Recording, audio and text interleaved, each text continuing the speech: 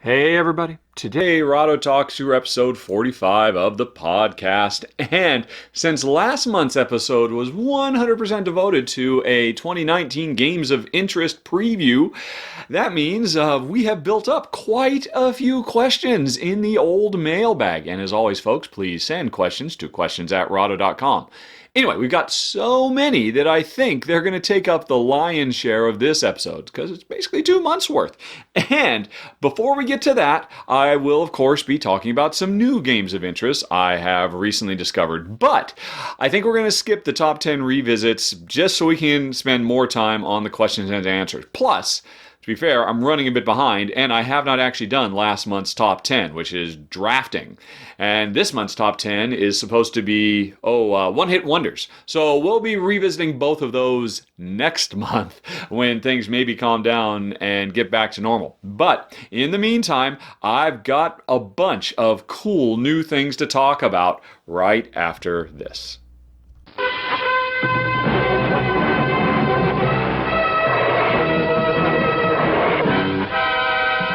Okie dokie. So, I wasn't necessarily expecting to see quite as big an explosion of games right out of the gate after last month's absolutely insane preview, but I got 25 new games and expansions to talk about.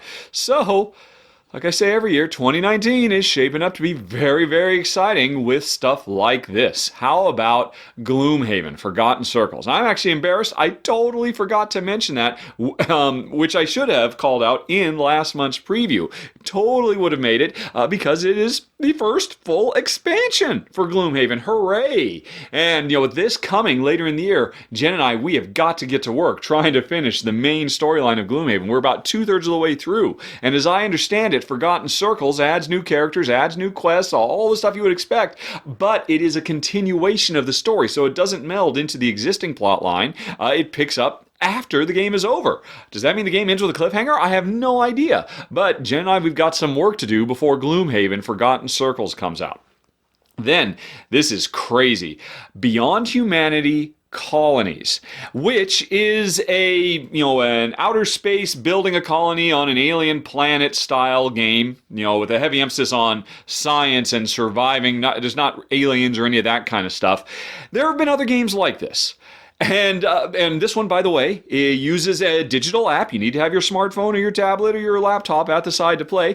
This is not the first game to do this either. Here's the interesting thing about Beyond Humanity. All the plastic mini pieces that you use to snap together to make your colony, that's completely airtight on whatever alien planet you're on, apparently, each one of these pieces that snap together to make the big toy are Bluetooth and compatible and have power. They're each one their own little separate mini module that can connect with and contact and coordinate with all the other modules via the app, and they all light up. So if there's a section of your colony where there's a riot going on, it will literally be flashing red on your table. Or if they're starving, it'll be going yellow or green, I don't know what all. And as you add these things to your module, they have their own computer chips on board that runs the simulation for that module. It's probably not as complicated as that. It's probably all the heavy lifting is done by the app itself. But just the fact that all these things snap together, and this thing that everybody works together to build on the table will truly be alive in a way that no other board game is. This sounds so amazing to me. Now, strictly speaking, what this means is this can be, I don't know if it is, but this could be a really complex, heavy, deep simulation, Euro style, but players don't have to do all the heavy lifting of keeping track of a lot of stuff because the simulation itself will do all that, so we can just focus on the gameplay.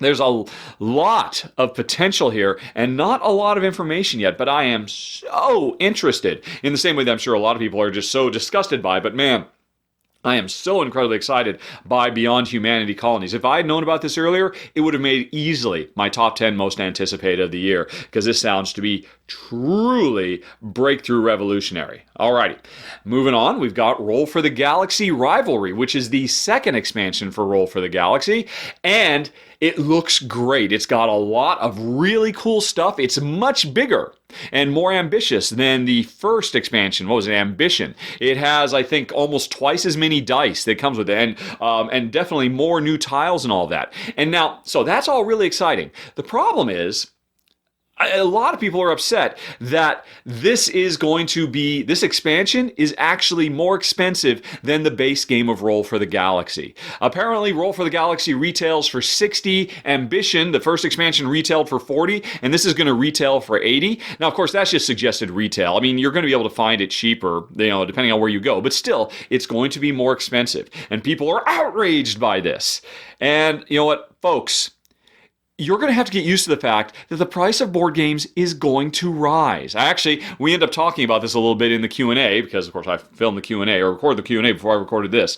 And I might have gotten a bit ranty about that later on. But, folks, things get more expensive. Things can't continue to stay the same price as they were 10 years ago for Settlers of Catan. You got to get used to that. Everything else in your life is getting more expensive. Movie theaters get more expensive. Cars get more expensive. Your mortgage gets more expensive. Your board games and your board games expansions get more expensive too.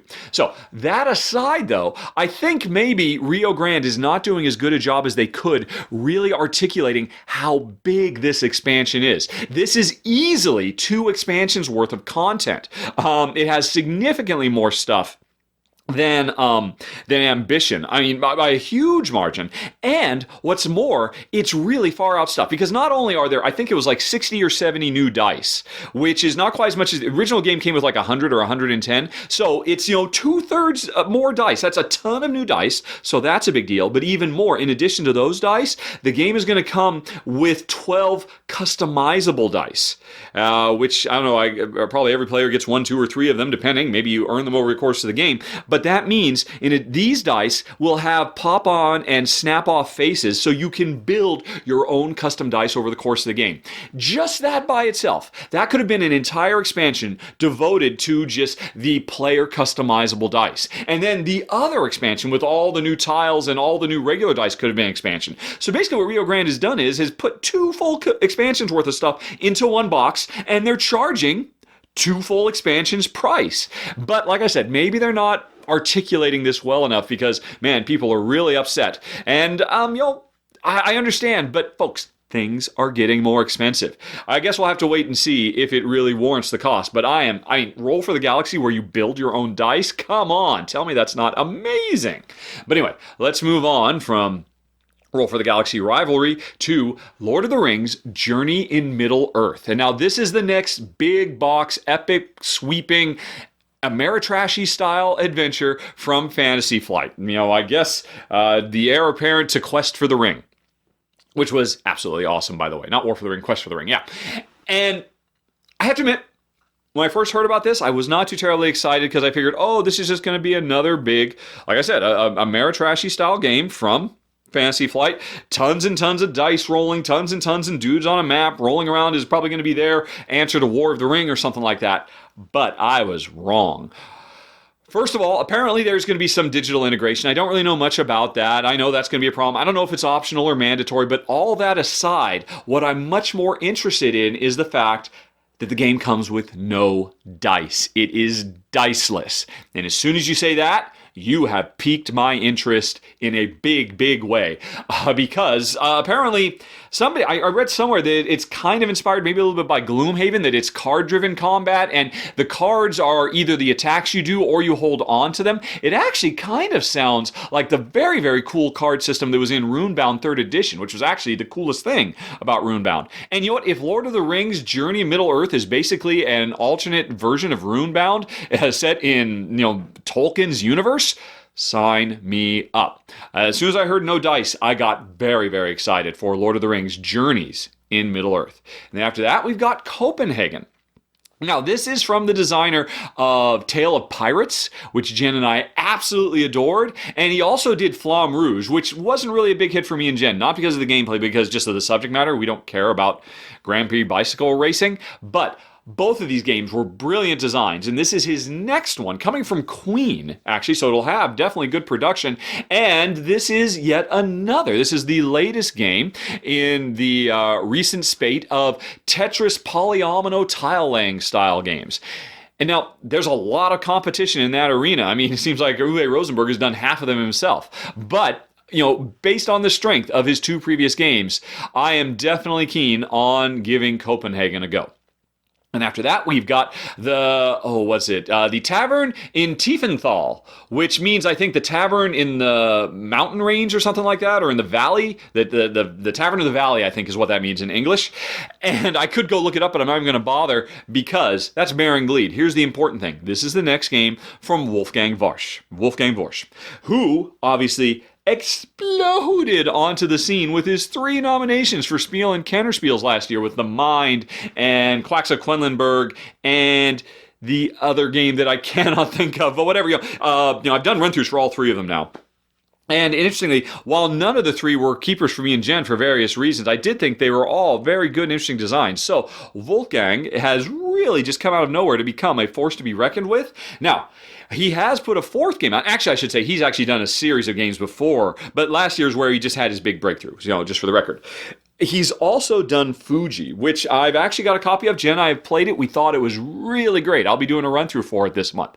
And based on the strength of that, plus the other 3, I know he's a quality, sharp designer. And so I'm interested in whatever he's going to do next. I don't really know much about this. Apparently, we're running taverns, and we have to, balance the needs to expand our tavern while, being able to keep our beer tabs running to keep the customers. I'm not quite sure. We'll see. It's mostly Wolfgang. Gone Schon Clever. That was his other big hit from last year. From Quax Quedlinburg, Gone Schon Clever, The Mind, and Fuji. Those are 4 really sharp designs. So I expect the Tavern in the Mountain or Tavern in Tiefenthal will be good too.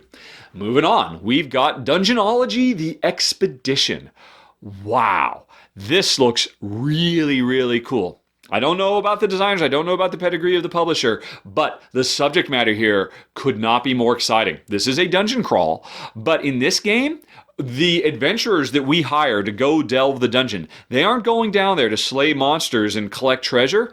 They are going down there and trying to stay stealthy and hidden because they are there to study the natural fauna, i.e. the creatures of the dungeon in their natural habitat, and study them and learn about them. This is kind of like, as if David Attenborough's, nature documentaries were set in a fantasy universe. And we're the cameramen who have to go down there and capture all the and not disturb the delicate ecosystem that exists in the dungeon. Oh my gosh, this sounds so cool! This is so very, very fresh and different.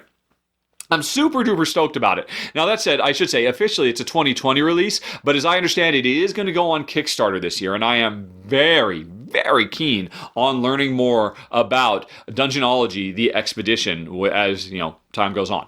Next, we've got Dunaia, The Prophecy.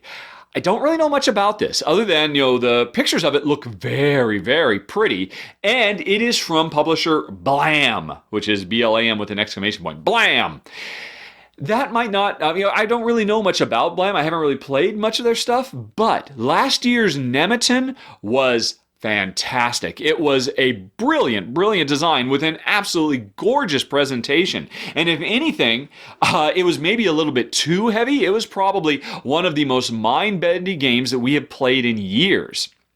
And we really thought it was great. And so basically, just off of that, I want to see what Blam comes up with next. Because this almost looks like it's set in the same fantasy universe with lush, verdant, green boards full of lovely art. And again, I don't know much about it. There's not much information. Interestingly, the publisher, Blam, has actually sent me a rule book, and I need to read that so I can determine whether I'm going to try and do a review for it. I probably should have done that before I filmed this, but I got to get the podcast going. And at any given time, I've got a queue of like 30 or 40 rule books. So I got a lot of rule books to read before I even get to reading Dunaia, the Prophecy's rulebook. But in the meantime, knowing nothing else other than the publisher's pedigree, and specifically Nemeton, Dunaia, the Prophecy makes my list of interest. And after that, we've got Aeon's End, The New Age, which is going to be going on Kickstarter next week, if I recall correctly. And I know that because Jen and I have already played all the way through this. And this is very, very exciting. This is almost more exciting than last year's Kickstarter for Aeon's End Legacy, which is only just now starting to get to folks. People are starting to play that, and I hope are appreciating, just as Jen and I did, just how awesome it was and how they're not resting on their laurels. And, Indie Boards and Cards and Action Phase are finding new and interesting ways to push Aeon's End, which is got to be one of the absolute best fantasy co-op deck builders. I mean, really, there's only Shadowrun / Dragonfire that's better than it. And I mean, it's a phenomenal game. Legacy last year was great. New Age is great because, while it's not a Legacy game, don't worry, you don't have to destroy anything or rip anything up. That's the same thing. Or put stickers on stuff or write on stuff. This is still a campaign game. The game comes with a 4-chapter campaign, if I recall correctly. Yes, it was 4 chapters. And bear in mind, this is our prototype. It might change a little bit, but I think this is going to be the case. It comes with 4 chapters that lets you play through a storyline that introduces all the new cards, all the new characters, all the new nemesis, all the new gameplay features and tweaks to the rules and whatnot. And after you've played through that campaign, you've effectively unlocked all of the expansion content. Although New Age can stand on its own. It's a standalone that can also be an expansion for previous Aeon's End stuff. So that's all cool. That's nice, but that's just an expansion with a storyline that helps you introduce stuff. They're not the first to do that. I appreciate it, but it could have just been the expansion. Here's what's really exciting. After you finish this little 4-chapter storyline campaign and you've unlocked all the content, the game comes with rules to be able to generate your own 4-chapter campaigns. And from that point on, you can always play Aeon's End. Every session of Aeon's End you play will be part of a campaign. Now, of course, these are mini campaigns. They're just 4 long, and you make it to the end, and you hopefully survive, and then you see how well you did. But throughout the course of these campaigns, you are always unlocking access to treasures, which is a totally new concept. And in fact, actually, there's 3 different types of treasures, all of which function differently. They're very, very cool. Really mix it up quite a bit. So every time you play a campaign, you're going to get access to I should say, the campaigns are called expeditions. I don't know why I'm spending so much time. I'm going to put a run-through up for this in a few days. I'm just so excited.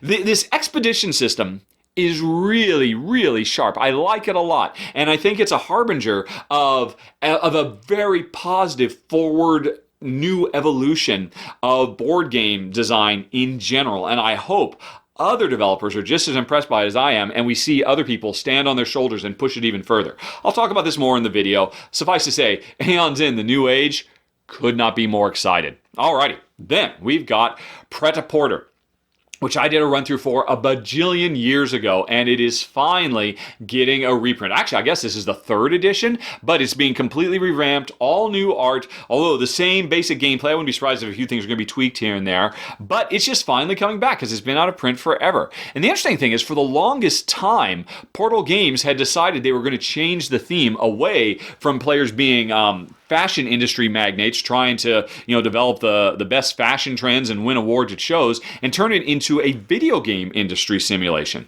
And in fact, I actually spent a few hours helping them by letting them know, as a former video game developer myself, how they could translate the gameplay concepts and the actual card powers and whatnot of the original Pret into a video game format. And I thought, okay, this is really cool. This is going to be neat. And then I didn't hear anything for a few years, and now they've scrapped that idea and just decided to stick with fashion.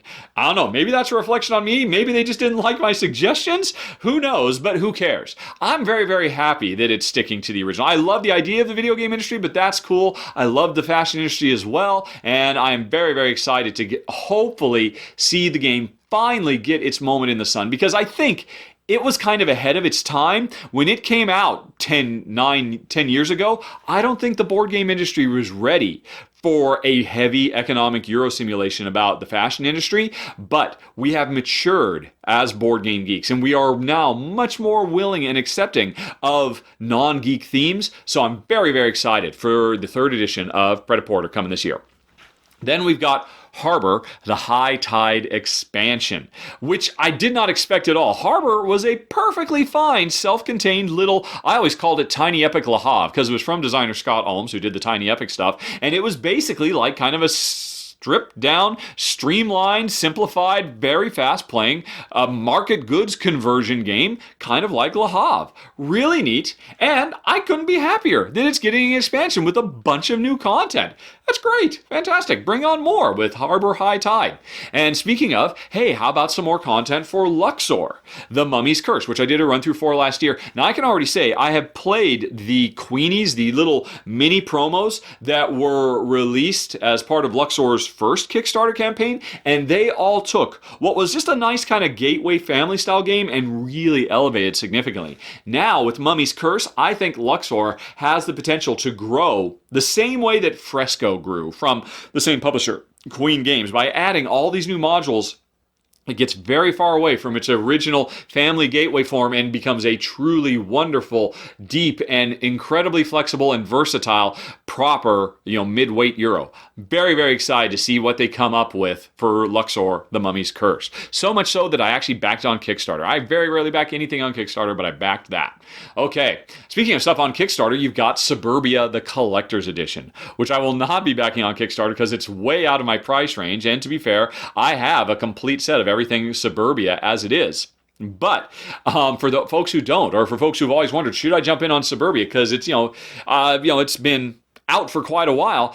All of the Suburbia stuff is going to be included, and I think there's some new expansion content as well. I'm not sure about that. I think there is, in a revamped, completely graphically overhauled new version, and I gotta say, it looks so much nicer. I mean, Suburbia always looked fine, but now it looks purty, and that, and it even comes with I remember a few years ago there was somebody trying to do a 3D printed accessory so you could put buildings on the tiles, so it's easier to tell what types of buildings are in play because there's so much interplay between players. I built something in my suburb that affects yours, and having a visual thing. Apparently, they've taken that idea and wrapped it into the whole collector's edition. So, I gotta say, I'm probably gonna be very, very sad to continue to hold on to my original first edition of Suburbia, but like I said, it's just too rich for my blood. But, if you are an avid collector and you love SimCity style games, Suburbia is one of the best. And now's your chance to get in on the ground floor of the collector's edition, because I think it's still on Kickstarter as of today. Anyway, after that, I told you, there's so much. We're barely halfway through. This is crazy. We've got Silver and Gold. I don't know much about this, other than to say it's from Phil Walker Harding. And after last year's Gingerbread House, and a couple of years ago he gave us Barron Park, I will follow Phil Walker Harding wherever he wants to go. And this one is apparently, it comes with dry erase boards as we're, I think we're finding buried treasure on islands, but we're doing it with pens, so it's a roll and write without the rolling, so it's just writing. I'm not quite sure, and again, I don't need to know because Phil Walker Harding has convinced me he knows what he's doing when it comes to tile laying games, so I am there for Silver and Gold. Okay, after that, we've got The City, which I think is still on Kickstarter as well. And actually, I should say The City, the expanded city, because I did a run through for The City years ago. It was basically a precursor to Jump Drive, both from designer Tom Lehman, Mr. Race for the Galaxy. And at the time, when I did The City, it was only available in a few languages. I think French and German and, Portuguese or Polish or something like that. Just a few languages. It wasn't available in English, but it had a lot of text. And at the time I said, man, if this ever comes out in English, I'm going to be there because it's such a great, great filler game. Now, since then, Jump Drive has come out. And I thought, okay, you know what? If The City ever comes out, it's different, it's unique, but I've got Jump Drive. It scratches the same itch. And now The City is finally coming out in English with revamped, upgraded art. It looks really nice. And okay, maybe I'll just stick with Jump Drive. But oh no, it's got an expansion that almost doubles the number of cards that come with the base game. And I'm like, now I gotta have The City, specifically because of the expanded city. So that is very, very cool. Okay, after that, more expansion goodness with Teotihuacan, the late pre-classic period. Now, Teotihuacan made my top 10 of the year. It is such a wonderful, wonderful dice worker placement rondelle game with so much stuff going on, inspired by a couple of NSKN greats from designer Andre Novak, Teotihuacan, which was from one of the co-designers of Tzolk'in the Mind Calendar. That's why everybody, myself included, kind of feels like it's a sequel to Tzolk'in. But it was Danielle Taschini borrowing the gameplay from Andre's, what was it, Praetor and Versailles, and combining them into something that was greater than the sum of its parts because it has so many cool features. I mean, it made a lot of people's top 10s of the year. Really, really sharp game. And now it's getting its first expansion with, I think, 4 new modules to make it deeper and richer and a lot more stuff going on. Probably the most beautiful thing about it is now Danielle is actually co-designing it with Andre. So they're finally working together. I just love that. The kind of behind the scenes feel. That's really great. There's a third designer on it as well, who has also been a designer on some of the other stuff NSKN has done. So this is all just very, very cool. I love this whole full circle behind the scenes stuff with Teotihuacan, late pre-classic period. Okay, after that, we've got Agemonia, which I don't really know much about. It's from Lautapalette. I'm sure I'm saying that wrong, but the publisher behind Nations, which is in my top 10 of all time. Lautapalette has had a lot of really sharp designs over the last few years as a publisher. Honshu, and last year they had Hokkaido, they had Flamme Rouge, and again, in my top 10 of all time, Nations. So, if they're putting out something, I'm interested. If it's a fantasy cooperative adventure that really focuses on morality and tough, challenging morality-based decisions that define the direction of gameplay, I'm even more interested. That's what puts it on my list, because at this point, we have no idea who the developer is or what any of the gameplay is, really. I've just told you everything there is to know, but it's on my list mostly because of Nations, but because Lautapalette, and again, I know I'm pronouncing it wrong because it's French, and I don't know how to pronounce anything in French. Still, they're behind it. I suspect it will be good. I love games that feature morality in players' Euro-style decision-making. I love cooperative fantasy. There's probably a lot I'm going to like in Agemonia. Or Agemonia, not quite sure. Agemonia. As always, folks, you can see how all these things are spelled down in the show notes. Anyway, though, let's move on to the next one. Xingu, Xingu. I assume Xingu, maybe Xingu. Either way, this one is a bit of a gamble. Because it's from a Brazilian designer and publisher. I don't really know much about them. Hey, I believe he was the designer on Dogs, which was a nice little pick up and deliver, although it was a little bit too light and family friendly, as much as Jen and I really enjoyed the subject matter. But this sounds like a much deeper, richer, and heavier experience, both in terms of gameplay, but also in terms of theme. Because this is set in the late 1800s, where players are leaders of Amazonian tribes trying to survive the onslaught of European invaders, basically, who carry disease, who are trying to capture us to turn us into slaves, who are basically raising all of our jungle land to build their own culture and eradicate us. And we are the indigenous, the natives, the locals trying to survive this onslaught. That is a story that is not often told and really should be. And so I gotta give mad props to this. This might be terrible, I don't really know, but the raw, unbridled ambition of tackling this subject matter definitely puts Xingu high on my anticipated list, and my hat's off to them. Very, very intrigued by this. Now let's move on to something a little bit more normal. Century, A New World. And this is the third in the Century series, which started with Spice Road and then went to Eastern Wonders, and now we have A New World. Neither Spice Road nor Eastern Wonders, which were both very lightweight goods conversion games, neither of them were deep enough or rich enough for Jen and I to enjoy on their own. But the thing about the Century series is you can play them by themselves as super lightweight games, or you can combine these into meta, bigger games that introduce a lot more depth. And when we combined Spice World, which we didn't particularly care for, with Eastern Wonders, which was okay, the two things combined became great. Better than the sum of their parts. And so now the third one comes out, A New World. From the pictures, it looks like, once again, we're trying to spend most of our time converting cubes into better cubes to score points, but probably in a completely different way. And what's most important, we can combine this with either of the other two games or both of them. And I think that's where the magic has the potential to happen. So I'm very interested in Century, A New World. I gotta see this through to the end, folks. Woohoo! After that, we've got Hadara. Now, this is from designer Benjamin Schwer. who last year gave us Crown of Amara, which just barely missed making my top 10 of the year. Crown of Amara was absolutely fantastic. Just came out of nowhere. This designer who previously was really known for designing kids games for Habba made one of the best Euros of the year in a year that had a lot of amazing Euros. Hadara is his follow-up. It's a civilization building game, and apparently the main focus of it, from the very brief description on Boardgame Geek, is melting pot. Mixing together different cultures to strengthen your overall civilization. Longtime fans of the show know that is music to my ears. That that sounds absolutely phenomenal considering how good Crown of Amara was. Hadara, I don't know if it would have made my top 10 most anticipated, but it probably would have made my top 25. Very, very intrigued by this. Very excited for Hadara. After that, we've got Castles of Burgundy, the Royal Edition. I think that's what it's called. I think that's the full name. Basically, here's the thing. Aaliyah, after years and years and years and years, and Ravensburger, which I think owns Aaliyah, they have been putting out amazing Euro after amazing Euro. Some of the best Euros we've ever seen, some of the best rule books we've ever seen as well, and some of the weaker production values. They are known for their amazing designs and very poor production values.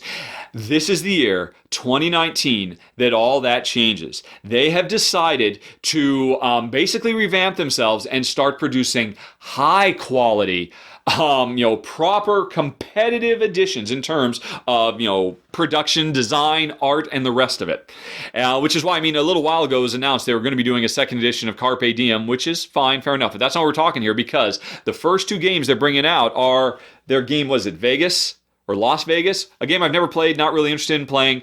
Don't care about that one, because they're also bringing out the Royal Edition of Castles of Burgundy, which, at long last, will answer the cry that has been going on for years for to make the game look as good as it plays. The Castles of Burgundy is one of the top 10 games of all time as far as I'm concerned, but you wouldn't know that from looking at it. At best, it looks okay. Now, apparently, it's going to get a royal makeover and look fantastic. And if that weren't enough, this new Royal Edition collects all the mini expansions, 10 of them that have come out over the years. As it happens, I've got 9 of those 10. There's only one I'm missing, and now I didn't need to collect them all because all 10 of them will be in the Royal Edition. And if that weren't enough, there's a new 11th one that will apparently only be available in the Royal Edition.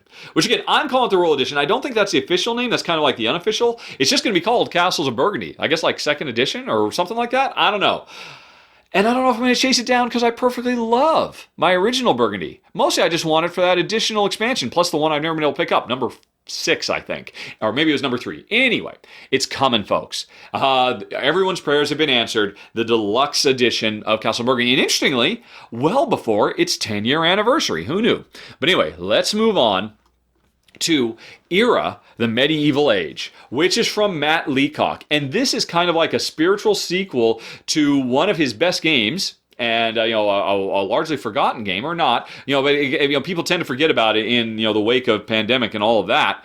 Just how great Roll Through the Ages was. And Matt is revisiting his kind of roll and write roots.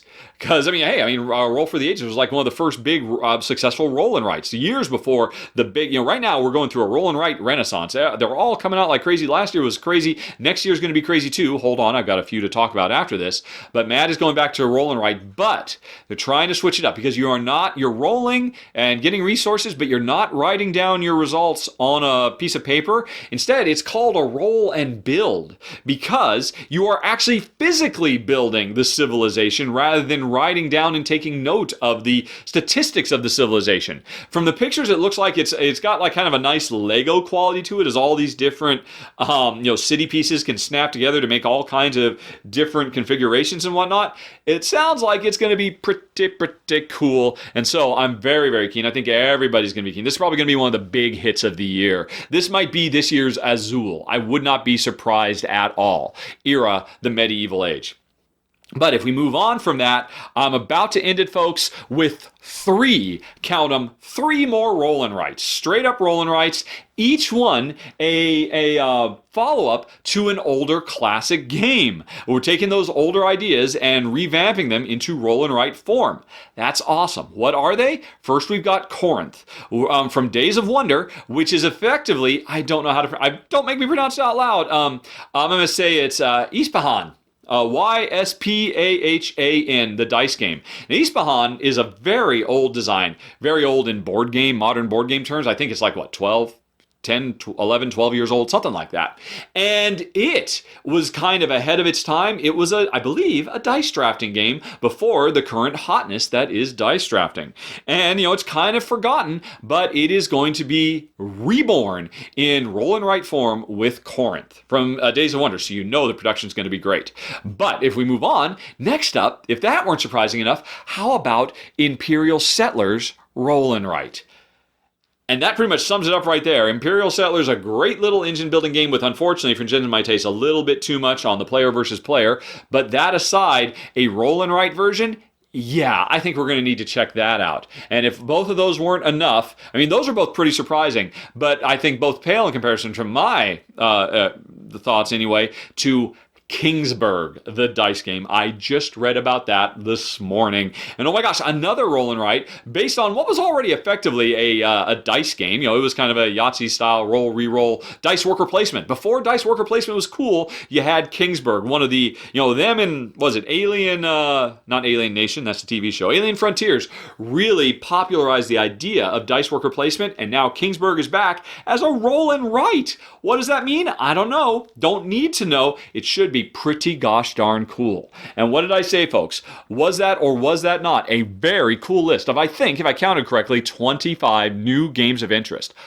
Wow, 2019 is going to be amazing, I think. But enough about that. Let's hold on. We'll be right back with about a million bajillion questions that we have to answer. Hang on, everybody.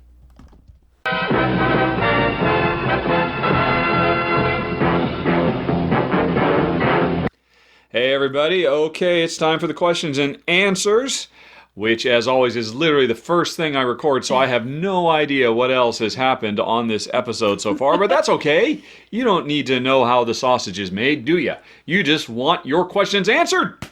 So, let's get to it. Joined as always by Jen. Hi, Honey Pie. Hello, everybody. And as always, we'll start off with the game and I guess sort of Rahdo show-related questions, and then we'll get to the personal stuff. So we'll see if Jen has much to say. If not, I think there's some Facebook in her future. No, there's glass.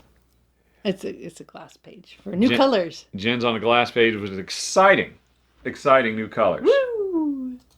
So, let's start out with our first series of questions from Alejandro. And Alejandro, I am very, very sorry because Alejandro's first question was, did you miss my last message with questions for the last podcast? Answer, yes. So, Alejandro, very sorry about that. Let's go on ahead and answer these questions now. Number one, have I ever considered on my top 10 reviews adding the people's choice for each category? I assume it would be pretty cumbersome to get the additional information from subscribers, but it would be interesting. Yeah, I've thought about it. I probably should, but as you say, it would be pretty cumbersome. I'm pretty lackadaisical. No, that's not the right word, but I'm pretty loosey-goosey when it comes to filming my top 10s. I don't really do it on any kind of schedule or anything. That said, I do know what like the next 15 or 20 topics are supposed to be because the voters chose. So I guess I could do it all up front, but I don't really have a good way of collating that data. I'd probably have to do a whole bunch of manual stuff based off of email something or others. So no, I've never really considered it. Plus, the whole point of me revisiting the top 10s in the podcast is as often as not, hopefully, because a lot of people have said, what about X, Y, or Z? And that's kind of a people's voice making its way in. So I think that's about as far as I've gotten, or, really seriously considered it. Let's see, and this is a question for me or Jen, or Jen. Okay. Although, I'm sorry to say, Honey Pie, it's a question that's been asked many times before, and we never have a good answer. Can you guess what question it is based on that? There's a few of them. What do we like best about here or there? Are we happy we moved here? No, those What's would be our personal questions. favorite games? No, it's what topic or theme would you love to see in board games that hasn't been touched on yet or hasn't been given enough attention? Yeah. People keep asking this. Yeah. And we keep not having an answer. I'm sorry, Alejandro. I do not have an answer to your question. We're happy with what's out there. We're not clamoring for more coverage of penguin mating rituals or I don't know, Mesopotamian potato recipes, or I don't know. There's a lot of great subjects. There's cool new ones that pop up all the time, and there's old and we'll know faves them when that we love. see them. Yeah, so I cannot help you there. But let's move on to your next one. Perhaps we can help you there. Looking at games, in one of my last polls, you saw I mentioned Manitoba. You read the complaints about the inaccuracies with the portrayal of the Cree people, and you're intrigued by the topic. You feel that BG publishers sometimes lack sympathy on exploiting certain themes or investing time into the necessary research. Alrighty. For example, North America and EU is where most of the companies get the majority of revenues. So long as those companies are not affected, then it's not an issue. I know some games do a good job of approaching subjects that can be sensitive, such as Santa Maria. But when is a subject too much? I like to play games that bring me joy and challenges, but certain topics, no matter the pedigree of the designer, I would prefer not to play. Historical inaccuracies, to some extent, are more forgivable than a topic that feels morally wrong. What is Jen's and our opinion on this? Do we feel there are topics that should never be touched? Or, as long as they are depicted in clever, educational, sensitive ways, then it shouldn't be a problem? Do you feel designers, publishers lack sympathy? I think empathy would be a better term there, with or without intention, when the topics do not reflect matters of their own societies or affect communities that are part of an economical interest? That's a lot of questions inside your one question. Honey Pie. Good Lord. Would there be a topic that's too far? It just doesn't matter how well it's done or how sensitive or its portrayal or whatever. Hannibal Lecter springs to mind. Meaning what? I used to like those kinds of movies until we saw Silence of the Lambs, and that was just too much. Wait a minute. What movies did you like? Well, we used to watch kind of those mystery, crime thriller kind of movies. Yeah. And I suppose but yeah, don't you remember kind of when we saw that? He keeps pointing at the microphone. Yes. She I keeps talking to me. All right, I'm going to move over to the other side of the microphone. So now I'm very far away from the microphone, and you can talk to me. Oh, that's cool. You could, maybe what you need is a microphone hat. Clearly, I need an omnidirectional mic. But anyway. Okay. So anyway, when we saw Silence of the Lambs, that was like just too much for me. So what would a Silence of the Lamb game be that would be too much? Or you're saying there's no way the topic of serial killers, either hunting them or understanding them or psychoanalyzing them, it just can't be touched at all. Well, I think it's the amount of gore and detail that you just pointing to the microphone again. The amount of detail and gore that you have to go into. Mm-hmm. So that, to me, would be the deciding factor. Okay. Right, okay, so you just don't want to see a lot of gore.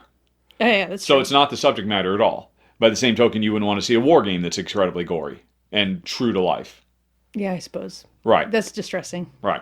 I think, I'm surprised you didn't say it. Maybe it's so sensitive you didn't even want to mention it. I think the obvious one would be sexual violence. Yeah. That is, I think, to societal norms, that's probably the biggest taboo because, really, I don't think you can go too far in terms of, over the top cartoonish, silly violence, or and certainly topics of war and murder and serial killers and whatnot are not at all that uncommon as subjects for games, including board games. Hey, why not play as Jack the Ripper, who is a serial killer who runs around killing prostitutes? That's fine. Most people don't mind. Jen won't touch with a 10-foot pole, letters to Whitechapel, or even Mr. Jack, for that matter.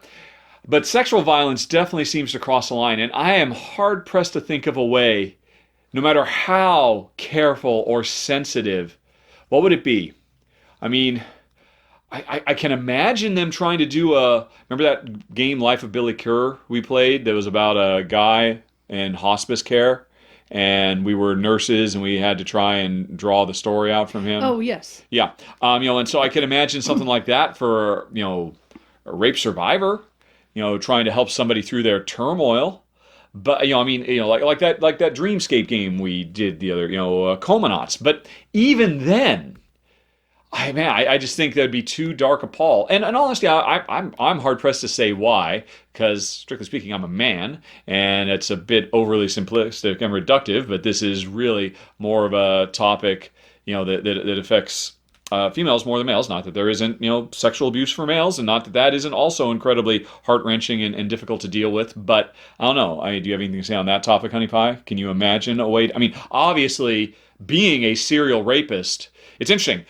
Nobody has a problem, besides Jen, playing a serial killer in Letters to Whitechapel. But if Letters of Whitechapel cast you in the role of a serial rapist trying to escape, I don't think anybody would touch it with a 10-foot pole. I think anybody, whoa, no. Yeah, killing a whole bunch of prostitutes, sure, but raping a whole bunch of prostitutes? Sorry, can't quite handle that. I don't know. I'm not quite sure why there's a difference, but that's just the obvious go-to that I don't think you can touch it. Yeah. There's certainly examples of movies and television and novels and whatnot that, broach that topic and, can be very cathartic and important, but I don't think games can quite get there yet. Maybe they can. Surely the most extreme thing I've ever seen was a game where you were a Nazi officer putting Jews into trains to send them off to Dachau in the Holocaust. That was a game called Train. But that was less a game and more an art piece by an artist that was just using board games as an art. So maybe under those circumstances, but I don't think anybody who ever played that game said, oh, wow, that was really fun. I think that's where the big line would exist, and I'd be hard-pressed to think of another line besides that. Well, along the same lines would be something with pedophilia or something like that. Yes, of course. Of course. Yeah, which, again, it's that same common conceit of, sexual. And now that's interesting. Maybe this is our American prudish, puritanical. Maybe other cultures wouldn't have quite the same issue with it. I don't know. No, I think so. I think that'd pretty much be a universal. Can't really do anything about pedophilia. Just can't touch it. No. Or sexual assault in general. Yeah, and maybe it's all abuse of innocence. So, animal abuse. Yeah, you're right. Maybe that's a... I don't know. So what, does that not apply to warfare? Because no one's truly innocent? I think warfare is a lot of people acting on orders, and, you're following orders. So there's a bit of a, I don't want to say a free pass on that, because, of course, it's not a free pass, but... Yeah. But in plenty of war games, we are the ones giving the orders that will... I remember when we played Star Trek Attack Wing, and what was it? Oh, you were the Enterprise, and so I had to play it was you as the Enterprise versus my Klingon and Romulan warbirds, and you had me dead to rights, and you're like, okay, I just don't want to play anymore because I don't want to shoot you down, because I know that's going to lead to the death of 1,200 Klingons. Yeah. Or whatever. And he was like, no, I'm just not going to play it. I just don't want to pull that button. And you, whereas I think most people would happily play games like that and not give it a second thought. The actual horror of what they're doing by pushing a button that will snuff out thousands of lives. And it's totally fine. No one other than you has ever given it a second thought.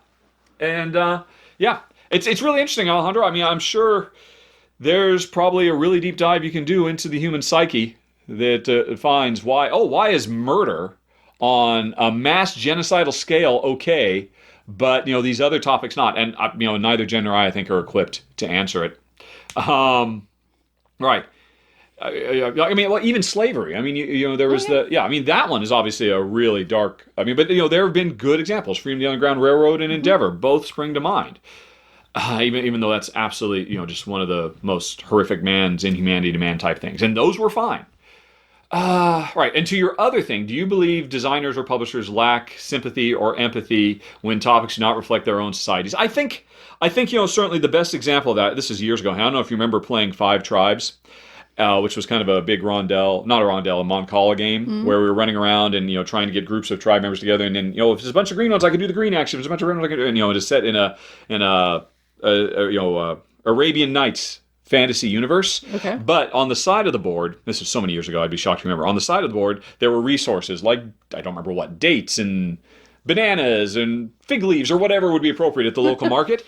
And amongst those resource cards that you could get... Oh, yeah, there were slaves. Yeah. And yeah, it was full on, brown-skinned man, head down in bondage. Yeah. Right next to a bunch of silly, happy stuff bright, colorful business. Spices and whatever. And it was like, what is happening here? And I remember this very clearly because, oh my God, I got so much grief for pointing out that this was just a little bit gratuitous and out of place in what is at its heart a bright, happy, family-friendly, really kind of like Aladdin-esque presentation to have this. And some people said I was just being a social justice warrior, and I still get grief about that every couple of months. Somebody stumbles across that. But the developers, the French developers behind said, oh yeah, you know what, that's right, we didn't even think about that for half a second, that was bad on us. And they quickly changed it for the next printing. And oh my God, what does it say about humanity? There was so much outrage about that, about them stifling their artistic choice because we're really slaves in ancient Arabia and whatnot. And it's like, yeah, but no one's complaining about the fact that in the Disney feature film Aladdin, they completely sidestep the issue of slaves because it's supposed to be a light, happy, family-friendly game.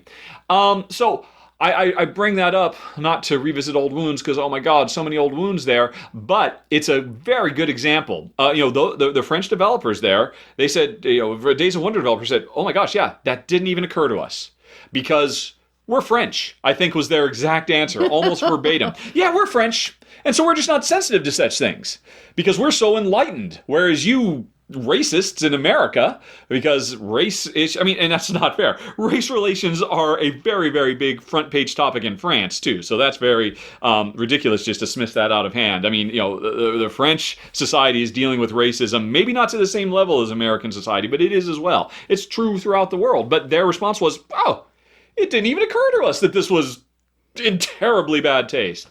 And I can't imagine an American publisher would have ever done that. And I'm not quite sure why. And I don't know what the answer to that is either. I'm sure they're good people. They certainly, when it was brought to their attention, their immediate response was, oh, yeah, you're right. That was bad on us. We'll fix it. And that's the exactly correct response to have. Unlike the reason you brought this up, Manitoba, where the publisher's response was, I think you're reading too much into it. It's just a game. Get over it, people. That's not verbatim, but that was the gist of his message, and that's a terrible, terrible message. I don't know. I don't think we're talking about something that has to do with game publishers, designers. We're talking about something that has to do with human nature. And, the farther away you are from it, the harder it is to be empathetic to the strides and struggles of other people. And, sometimes that shows up in board game design, as crazy as it might seem. But I guess that's a symbol of the fact that the board game industry is growing up by even being in a situation where they could try to tackle or be called to task on these particular issues. Have anything more to add to Alejandro's question there, Honey Pie? I think you've done a very good job. All righty. Then let's move on to Jason, who wonders.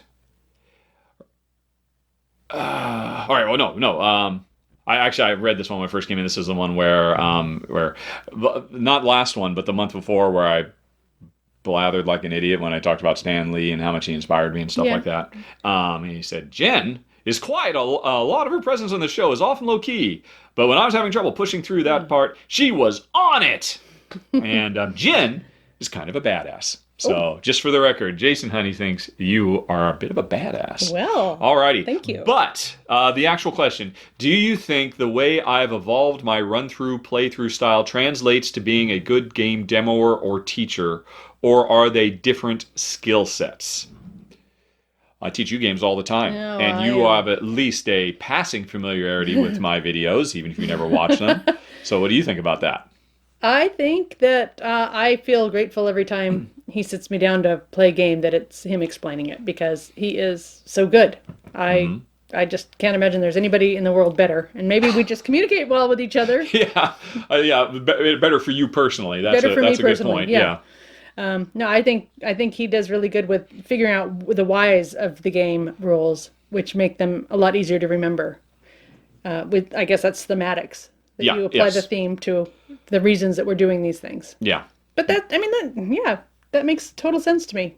Maybe I'm weird that way, but No. It's definitely it's probably the single biggest problem that board game developers have in writing rulebooks is they do not understand just how important it is to thematically ground their mechanisms, so that it can just stick, and not just be arbitrary and random feeling. So, but do you think that's in any way, shape, or form a reflection of me having done the show? I mean, I taught you how to play games before we ever started filming. Yeah, I mean, you've certainly gotten better at it, though, over the years. Yeah. So is that because you do the show? I just think you get better at whatever you practice at. So whether you were just practicing at teaching me games all these years, regardless of the filming or not, I think you would get better. Yeah. I would say so. Yeah, I think, yeah, certainly that is all I'm doing. I mean, a lot of people mistake my show for being something where I'm trying to teach the rules, and I am definitely 100% not doing that. I strongly recommend nobody look to me as a rules explainer, or at least my videos, because all I'm trying to do is demonstrate the feel of the game so you can decide whether it's worth buying, because games cost like $50 to $100. And that's a tough choice to make. So I'm just trying to capture the essence. I'm trying to let the game speak for itself and not just sit there lifeless on the table. I'm just trying to bring it to life, which is different. When I film, it is definitely a different presentation style than when I teach it to Jen. Because, that I do. I mean, Jen is the type of player who doesn't like to get going until she knows what's going to happen. And so that she can make an informed decision right from the get-go. Yep. Which I think is unfortunate. That's certainly a problem that a lot of geeks have. It'd certainly be a lot easier to teach if you say, look, all you need to know is just pick a space, and I'll tell you what happens when you pick a space. And Jen, that is unthinkable to Jen. She must know everything before she makes her first noise so she can be peak efficiency and absolutely grind me into the dirt, which she will do more often than not. No hard feelings, but that's what's going to happen when I sit down at the table. Let's not mince words. So it's a very different thing when I teach her, but it is still, a lot of the same pillars are there, trying to present things, and that's why if you only have 1 week, you can imagine why that's why you only have 3 action points or whatever. Whenever games just talk about rounds and turns, I always try to break them down into, I don't say we have 4 rounds, we have 4 years or 4 decades or 4 seasons or 4 weeks or 4 days. Yep. Just so that you're already thinking, and obviously I'm basing that on the time frame of whether it's a civilization game or a crop harvesting game or whatever, and just a simple thing like that, which publishers never do, even though it's so simple. Just makes it so much easier for people to intuit and understand what's going on because they apply their real-world understanding of the passage of time. Because nobody has a real understanding of the passage of time of the arbitrary concept. Life doesn't happen in rounds. No. Life happens in months and days and weeks and years and decades and eons. And it drives me nuts. So, yeah. And certainly likes the way I present stuff in the videos. It's the way I teach. So, yeah, the practice makes perfect. So, that would probably be the case, I would say. Okay. Scott. Scott wonders, honey, you've never even heard this. Here's Scott's questions. Thoughts on the saying, the teach? I'll even use the teach. Have you even heard anybody ever say the teach before? I have not. No. Not referring to a teacher as the teach, but rather turning the verb to teach into a noun, the teach. If we were to sit down and I were to say, honey pie, let me give you the teach, what would your thoughts be? Because that's what Scott's asking. Because in the board game community, the teach, and there's certain shows on YouTube that say, okay, now is the section of our video where we give the teach, or we do the teach. What do you think of that? It's fine. Nails on chalkboard for me. But that drives me nuts. I do not like it, Sam I am. I do not like it in a boat. I do not like it in a moat. Or with a goat. Or a goat. I'm sorry, you're about to say something else, though. Oh, it just seems like it's an insider term. Yeah. I mean, I shouldn't be bothered by it because, I'm the first to say that language evolves, and that's totally fine. That's the nature of it. We shouldn't be too hung up on persnickety understanding of the way a word was originally used 200 years ago if it's fundamentally changed now. So I'll let it go, but I won't deny that it does just feel weird and awful to me. It's the same as people saying, yeah, I really like these board game mechanics. I can't not hear that as so a bunch of guys, a bunch of grease monkeys that are going to mess up your board game. And that's coming from a guy who used to say board game mechanics because that was a very common phraseology in the video game industry. We always sat around talking about I can't even say it now. I want to say mechanisms. But as soon as somebody pointed it out to me, and this was you watch some of my early videos, I did say mechanics. I can't say it now. It's so unnatural to me, and it just, like I said, it's like nails on chalkboard. And it shouldn't be because, language evolves, and that's totally fine. That's the way it's supposed to work. But I do not like the teach. I do not, and I will not use it. So for dinner, shall we have the eat? Yes. Have you brought the eat? And when we go to bed, should we do the sleep? That sounds ridiculous, honey pie. Oh. All right. Good point, though. All right. Next up. Let's see here. Daniel wonders that... it's an updated question he asked in a previous podcast. I explained Legend of Andor, but I didn't say anything about this war mine. He doesn't understand. He doesn't remember anything interesting you do with dice in the game. Oh, okay, yeah. This is a question why we don't like dice as roll to resolve. I'm interested because I also hate roll to resolve, but I don't mind Street Masters. I think that was the question. Why didn't you try Street Master? And I said because we don't like roll to resolve.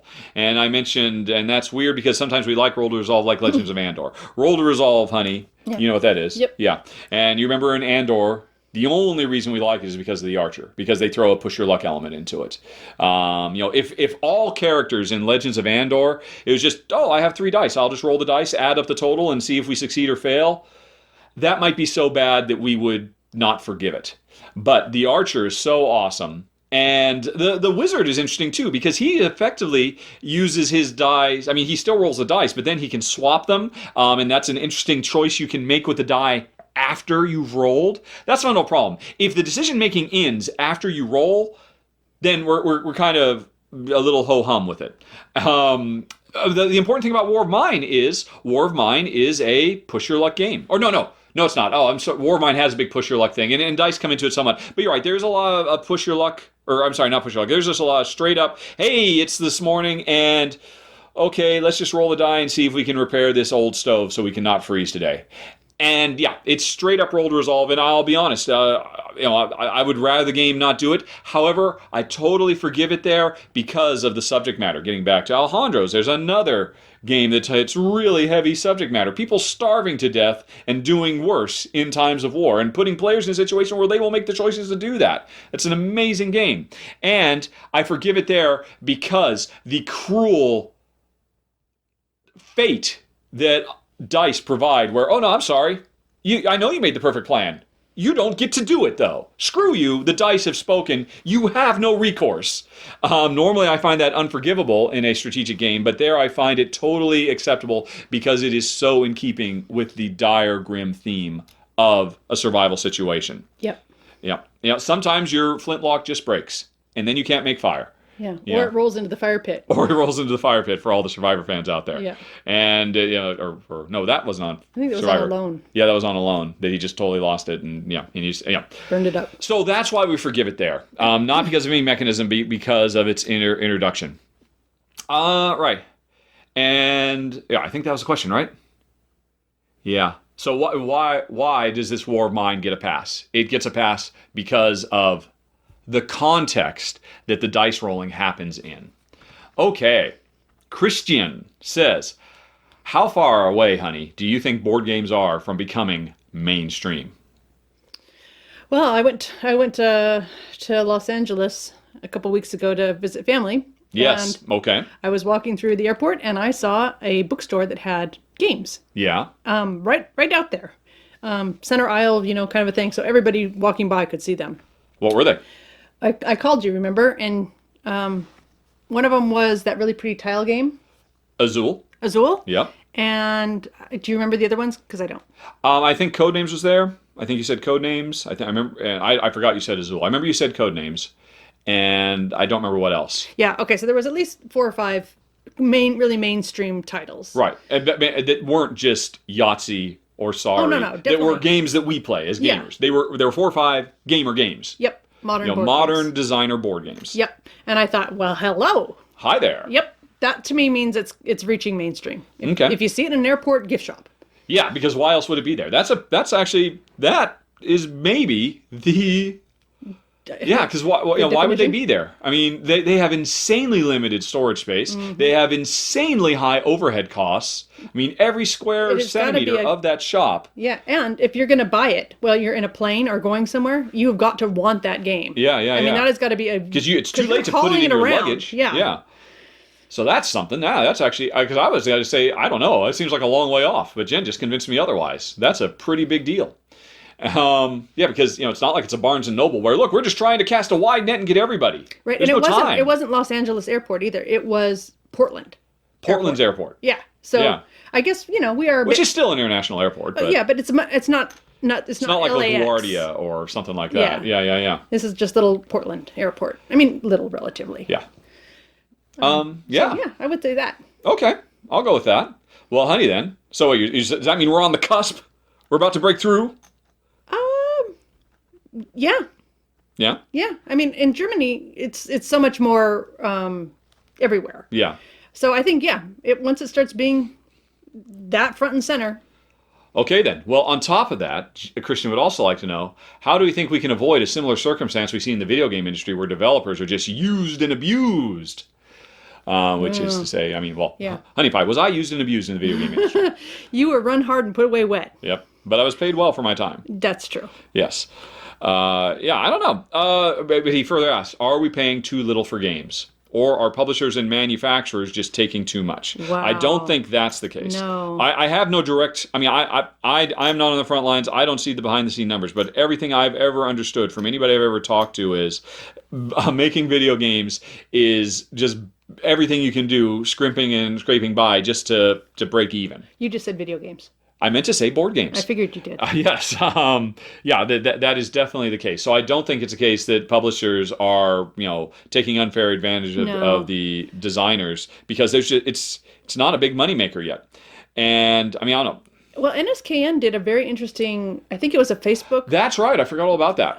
Thing about how much actually they do make. And they, showed slices of the pie and everything. It's not very much. Yeah. It's like, God, how can you afford to do these huge conventions and have your staff there? And how can you even afford to have staff? Yeah, especially considering, for every Azul that you can pick up in a airport, which means how many hundreds of thousands of copies must be being sold if it's had that kind of penetration, there are 1,000 games that are feeling, oh my gosh, we actually sold 3,000 copies. Oh, that was such a huge major success. That's still where the lion's share. And that's true in any entertainment industry. If you go into Hollywood, how many young stars or starlets get off the bus with their eye full of dreams and they end up waiting tables and going back home because they just couldn't make it, because it's 1 in 10,000 who actually becomes a star, or 1 in 100,000, 1 in a million. I don't even know what the number is. But the same thing is going to be true for board games as well. I do think, to answer your question though, yes, board games should cost a lot more money. They really should. Because, and I say this because every once in a while, I will cover a game on Kickstarter. And I have to admit, when I do a Kickstarter preview, I don't pay attention to how much the game costs at all. Because, hey, they send me a prototype for free. I'm not going to buy it because we don't buy games anymore because we've got too many games to cover as it is. And even if I stopped tomorrow and Rahdo Runs Through stopped tomorrow, I'd probably only buy 3 or 4 games a year, maybe 6, maybe 1 a month. I think before I started doing Rahdo Runs Through, when we were talking about me retiring, that's what we said. Well, that's a holdover from the days when you got 1 video game a month. Yeah, in my early 20s, when we were very poor. Right, before I was working for Nintendo, actually, in the industry, so I could get stuff cheap. When I was working at other places, that was the rule. I could buy 1 video game a month for myself. And that's the way we did. And I figured, that's what we would do. I'd be able to 12 games a year. That's all we get. And I'd totally stick to that. And under those circumstances, I don't think I would necessarily balk at the occasional game that costs $100. But anyway, I mention this because I cover these games every once in a while. And like I said, I don't give it a second thought. I say, look, here's the game. I can't speak for you. I don't know what's too much money for you. And then I just get inundated with responses saying, this is highway robbery. Look at this game over here that costs half the amount of this. And that's completely ignoring economies of scale and quality of components and a million different things. But I think probably... Azul sells so much they can really, have a huge economy of scale and sell a lot cheaper, which then leads to a feedback loop of selling more and then getting cheaper and cheaper. But most games can't afford to do that. And they probably should cost a lot more because anybody making them, selling them for you for 40 or 50 bucks is probably just barely breaking even if they're lucky. And again, Jen talked about, it was Anjay from NSKN. He did I think it was a Facebook post, or no, it was on his own blog. So you can go to nskn.com, probably they have a blog, you'll find in there, they broke down in exacting detail what goes into making a typical, moderately successful, well-produced, well-presented Euro. And it's dire. It is dire, and they should be charging a lot more so that they can make a big profit, so they can do it full time, and they can hire more people, and the quality can improve and all that. But board gamers, as it happens, are just too cheap. and seem to completely ignore the fact that everything else in the world gets more expensive as time goes on. But for some reason, board games should stay stuck in amber, the same price as you paid 10 years ago. I'm not quite sure why, but yeah. Alrighty. Next up, David wonders, or David says, David didn't give a question mark. But he says, this list gives me a list of your games by preference, but I want to filter out the non-cooperative games, period. I think he meant to put a question mark there. I think he meant to say, how can I filter them out? David, I'm not going to do that for you today, but I will help you fish. I will teach you how to fish, sir.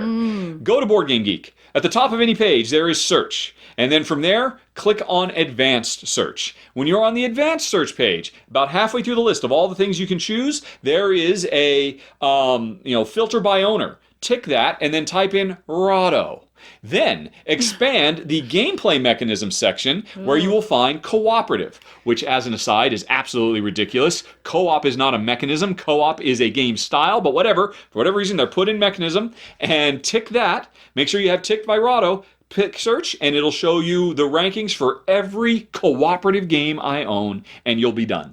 Unfortunately, there is one sad thing. I've actually complained about this to Aldi at Board Game Geek. Once you're there, you could sort by the rating according to Board Game Geek, but you can't sort by my rating, but you'll see all my ratings and you can get the rest of the way yourself. Good luck and happy hunting, David. Quinn wonders, what is my biggest rule blunder in board games? Maybe a rule I played wrong for a while, only to find out we've been playing it wrong the whole time. Or a major rule you forgot and played most of the way through only to realize near the end you've been playing wrong. You know, that happens pretty frequently. That happens pretty frequently, especially when we're handling prototypes where the rules might not be as clear as they could be.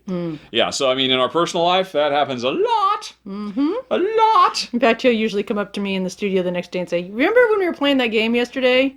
And we did that and that. Here's what we did wrong. Yeah, no, there usually be 4 or 5 things. Yep. Remember that one time I won? Here's why I shouldn't have won. And you should have won that one too. So that can happen a fair bit. That said, does anything jump out? I know the biggest one I can think of, and I'm sure it's far from the biggest. I'm going to say when we were playing Gloomhaven. Yes. My fundamental understanding of retiring characters was wrong.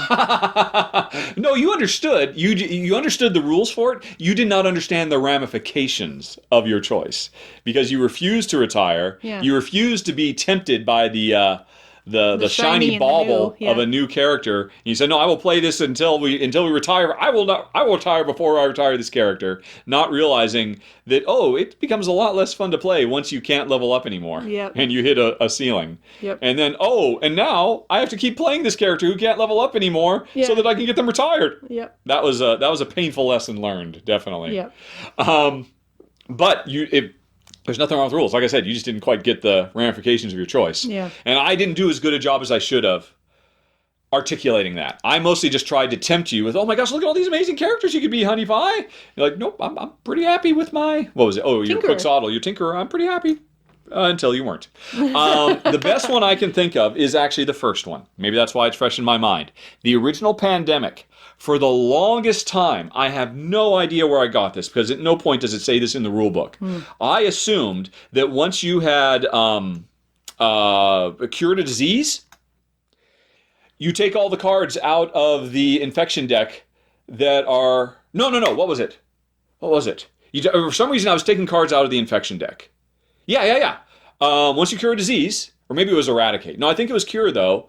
If you cure the red disease, as you draw red cards, they would say, put something in Tokyo, put something in... you just discard those cards and draw again. Because I figured, it's cured, so this card shouldn't be in the deck anymore. And so we made the Pandemic insanely hard by, just immediately, because that's the whole point, is that once you cure a disease...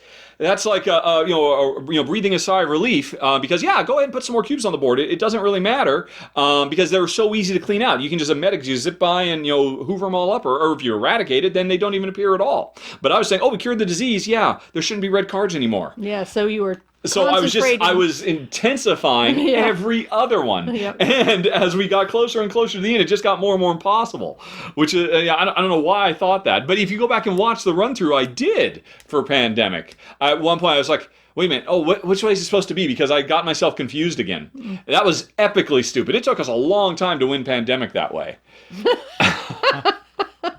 But I did eventually figure it out. So that was definitely one. Okay, that was a big blunder. I'm not saying exactly how it worked, but it was something like that, where I was emptying out as we went. I was getting rid of infection cards, and that makes the game, I can tell you, that makes the game quite a bit more challenging. Alrighty, next up, we have got Brendan, wondering if I can articulate a bit more about what I didn't like about We'll answer all of your questions in one thread in Vindication. What? That doesn't even make sense.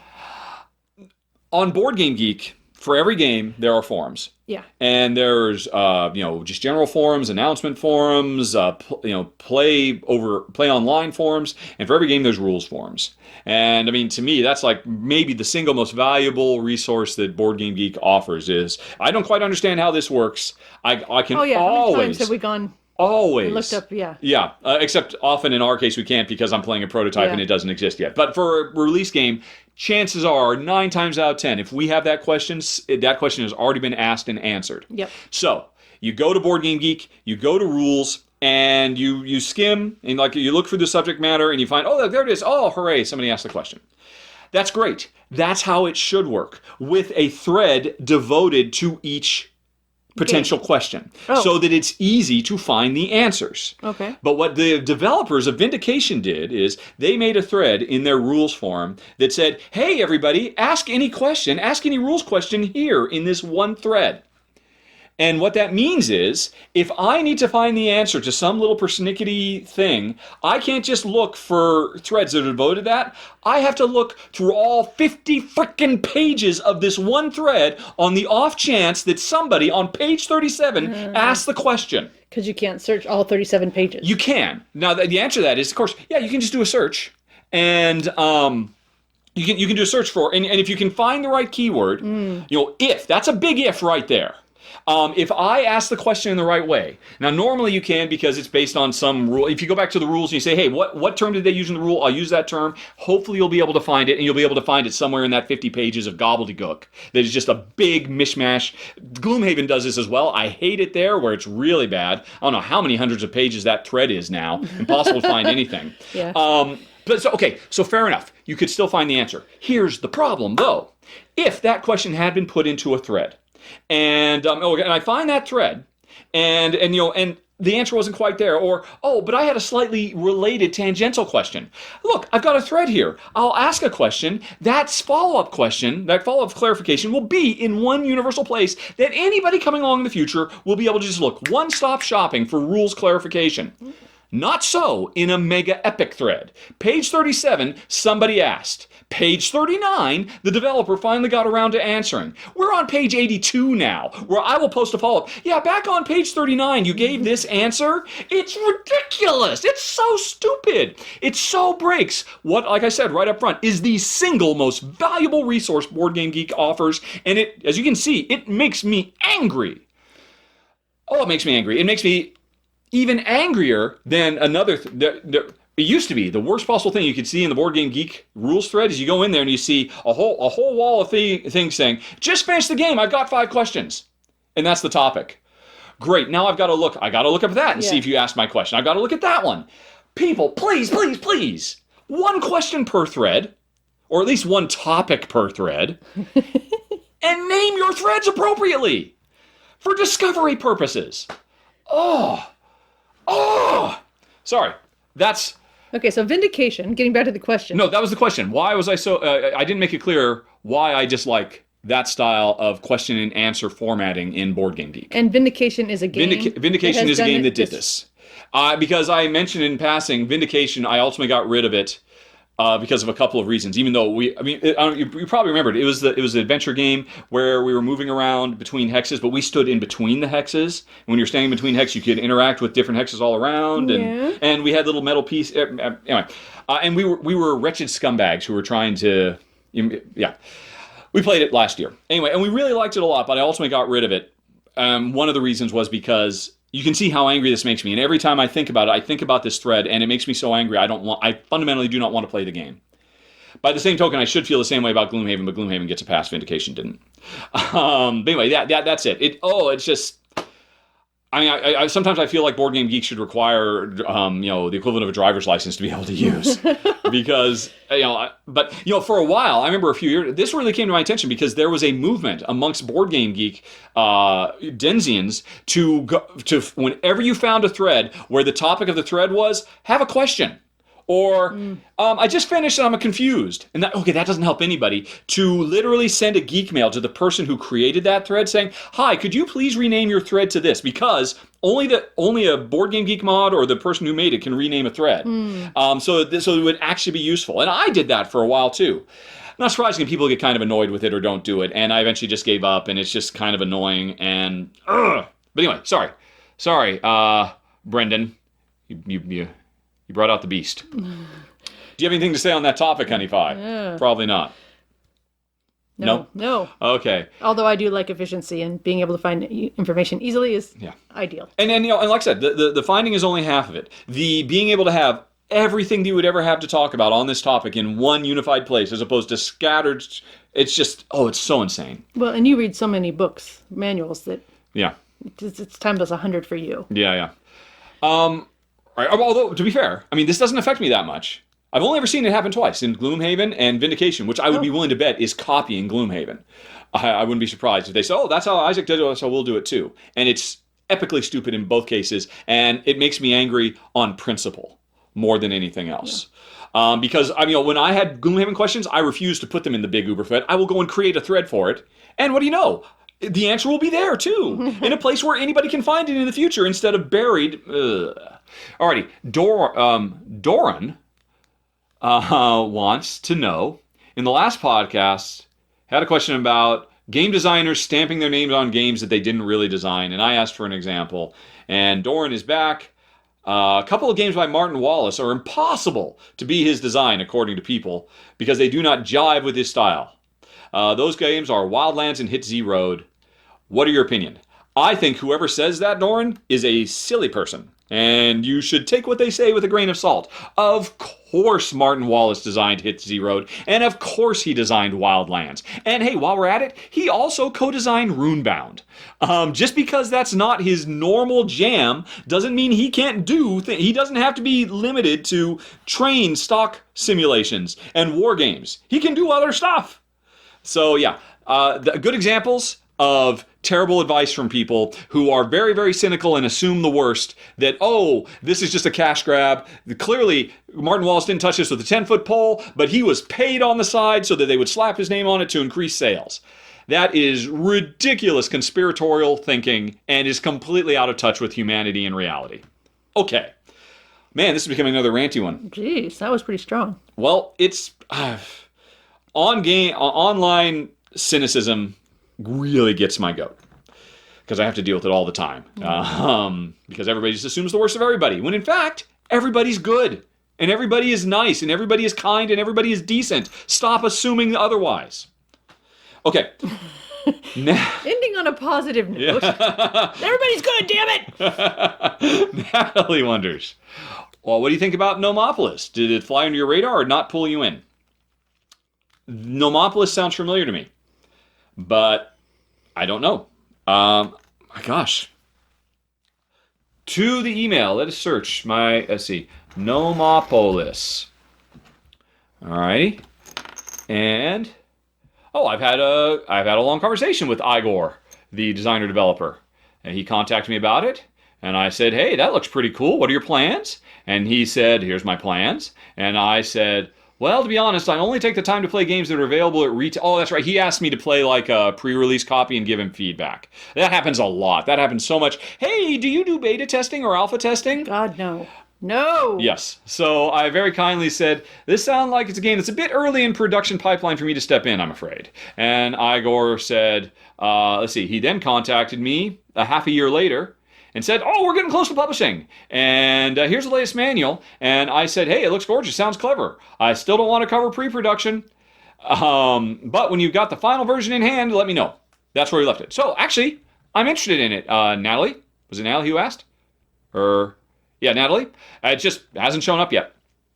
Basically, there was a peek behind the scenes, and now I got to find back where I was in the Q&A directory.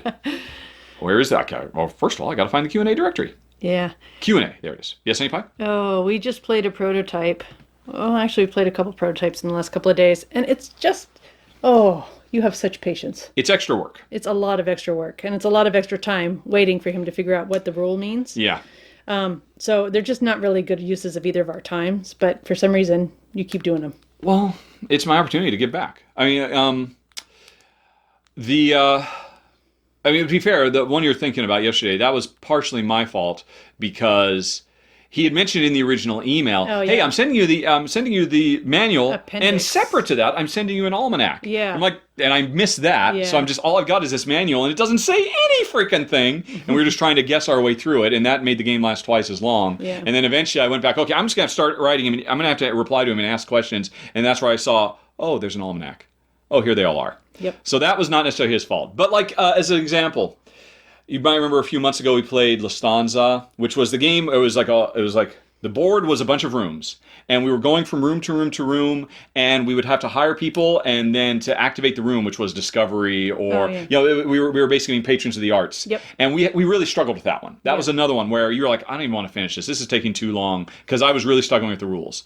I gave them a lot of feedback on the rules, and they have significantly rewritten them. Oh. And it's much, much better now. But what point is that you're not doing for Igor then, that you are doing for this? I'd have to go back and look at his original email. Ah. Oh, I mean, honestly, the main thing was, if I recall correctly, Igor is going directly to retail. Oh. And, they're just going direct to retail. So I said, okay, when you got a retail copy, send it to me. That'll be fine. I don't need a pre-production copy of a retail. With the Kickstarters, you kind of have to. Yeah. But, so that's basically, I'm looking to avoid that wherever possible, basically, and he made it easy for me to avoid it. He was very kind and sweet, but I look forward to trying it because it looks really cool. It sounds cute. Yeah. Well, just by the title. Yeah. Yeah, I don't remember anything about it now, but I do remember I read the rules he sent me, and I said, yeah, that sounds really cool. So let me know when you got a retail copy, because I could do an early advance version of it, but there's no reason to, because no one will be able to buy it. Send it to me when you've got the final. Because they're going to get pre-production proofs in hand. And when they got those, send me that. I'll be able to have a video by the time you go retail. Don't send me a handmade, almost ready prototype when I could just wait a few months and actually get a proper thing. That's what the case was there. Okie dokie. Daniel says, do you and Jen feel that Manhattan Project Energy Empire is just as good 2 or 3 years after you first gave your thoughts on it and ranked it #1 of 2016? Honey Pie. You don't even remember it, do you? I don't even remember it. Let's see. We have that was a rare one where we actually have played it since. You know what? Actually, Daniel. I'm not quite sure where it is on the wall. I don't want to look for it right now. But what I will suggest you do, I did an updated video for because when we got the final retail copy in, we sat down and played it immediately, and we still loved it. And really, that was one where I was very hesitant about giving it best of the year because there were problems with it, which I talked about a lot, and I just took it on faith that the developers were going to make changes. I mean, you asked why I do it. Manhattan Project Energy Empire is much, much better as a direct result of you and me having played it. It is a much better 2-player game. If I don't think if we'd given that feedback, they would have changed anything. And the game is much better as a result. Cool. Now, it's still what Daniel's talking about, that he felt that there wasn't enough tension and you could kind of do anything. But in that game, when we played it as a 2-player game, the way the balance was set up, not only did you feel like, oh, I can do anything, you literally did do everything. You did 100% by every measure. You made it to the top of the UN track. You made sure there was absolutely no pollution anywhere in the world. You built 5,000 buildings. You could do everything because it wasn't tight enough. And so they made a lot of changes, and we really go back and play it, and we found, when we were done, we'd got about half of what we wanted to do done in the time we had to play. And that felt good for us. Daniel's right. It is certainly not a game where like, oh, I can't do it. No, I don't like those games anyway. Those are too tough. Yeah, you do. No. You like Agricola. Oh. Okay. Agricola you like. I mean, I think you're talking about, there are some ones where it kind of goes, you can go too far with that. Yeah. And maybe Manhattan Project Energy Empire with its final implementation doesn't go quite go far. But I say, go and look at that final video because that was a rare thing. Jen and I, we just sat down and played. I wasn't planning on filming it, but I figured, oh, what the heck? The prototype I had was so ugly. Let me just do a quick thing and I'll show you what it looks like at the end of our game. And you can see from the end of that game how much we got accomplished. And based on that, we felt it was a good balance overall. And so that was that. And yeah, so I don't really think it's a problem. Let's see here.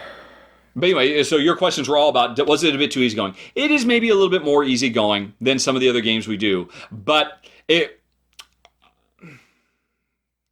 And the other thing, I'm kind of at a loss to play because since I did that video, we haven't played it since because of the nature of filming Rahdo runs through. So I'm sorry, I can't go deep into the weeds with you on it, Daniel. It's much more fresh in your mind. So the best thing I can do is say, watch that video I filmed right after we had played it, whatever it was, 2 years ago, because we haven't played it since. And it's not because we don't want to. I would love to. And I suspect we would still love it, but it is not to be. Alrighty, and I don't know if you guys just heard the stereo bloop, bloop, bloop, where Jen said we need to take a break, but we need to take a break, everybody. So we're about halfway through the game-related Q's and A's. I'll try to calm down a little bit while Jen goes and stirs the soup or something, I think. I'm not quite sure what, and we'll be back right after this.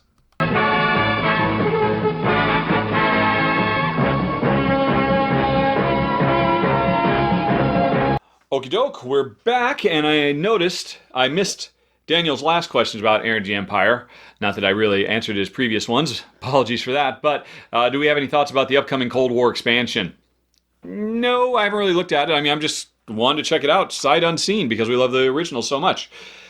I do worry that because of the Cold War nature of the subject matter, maybe it's bringing in some of the more aggressive elements of its precursor, Manhattan Project. As I know, people said one of the features is now you can send your workers more readily to other players' boards, and I know that was a big, aggressive thing that could really mess your opponent up in Manhattan Project. So I worry, but I'm still keen on giving it a go. Then we continue with Brian, who wrote a lot of stuff. That is a long look at all that. And at the end of all of it, his question is, what do you think? Oh, Brian, you are a monster. You are a monster, Brian. Let's see here. He's wondering what I think about a disagreement he has with gaming terminology. See, I think I remember I saw this when it first came in. Yeah, this is a thematic element of, Euro versus Ameritrash. Let's see. So I think the bottom line... Oh, he has a bottom line, honey.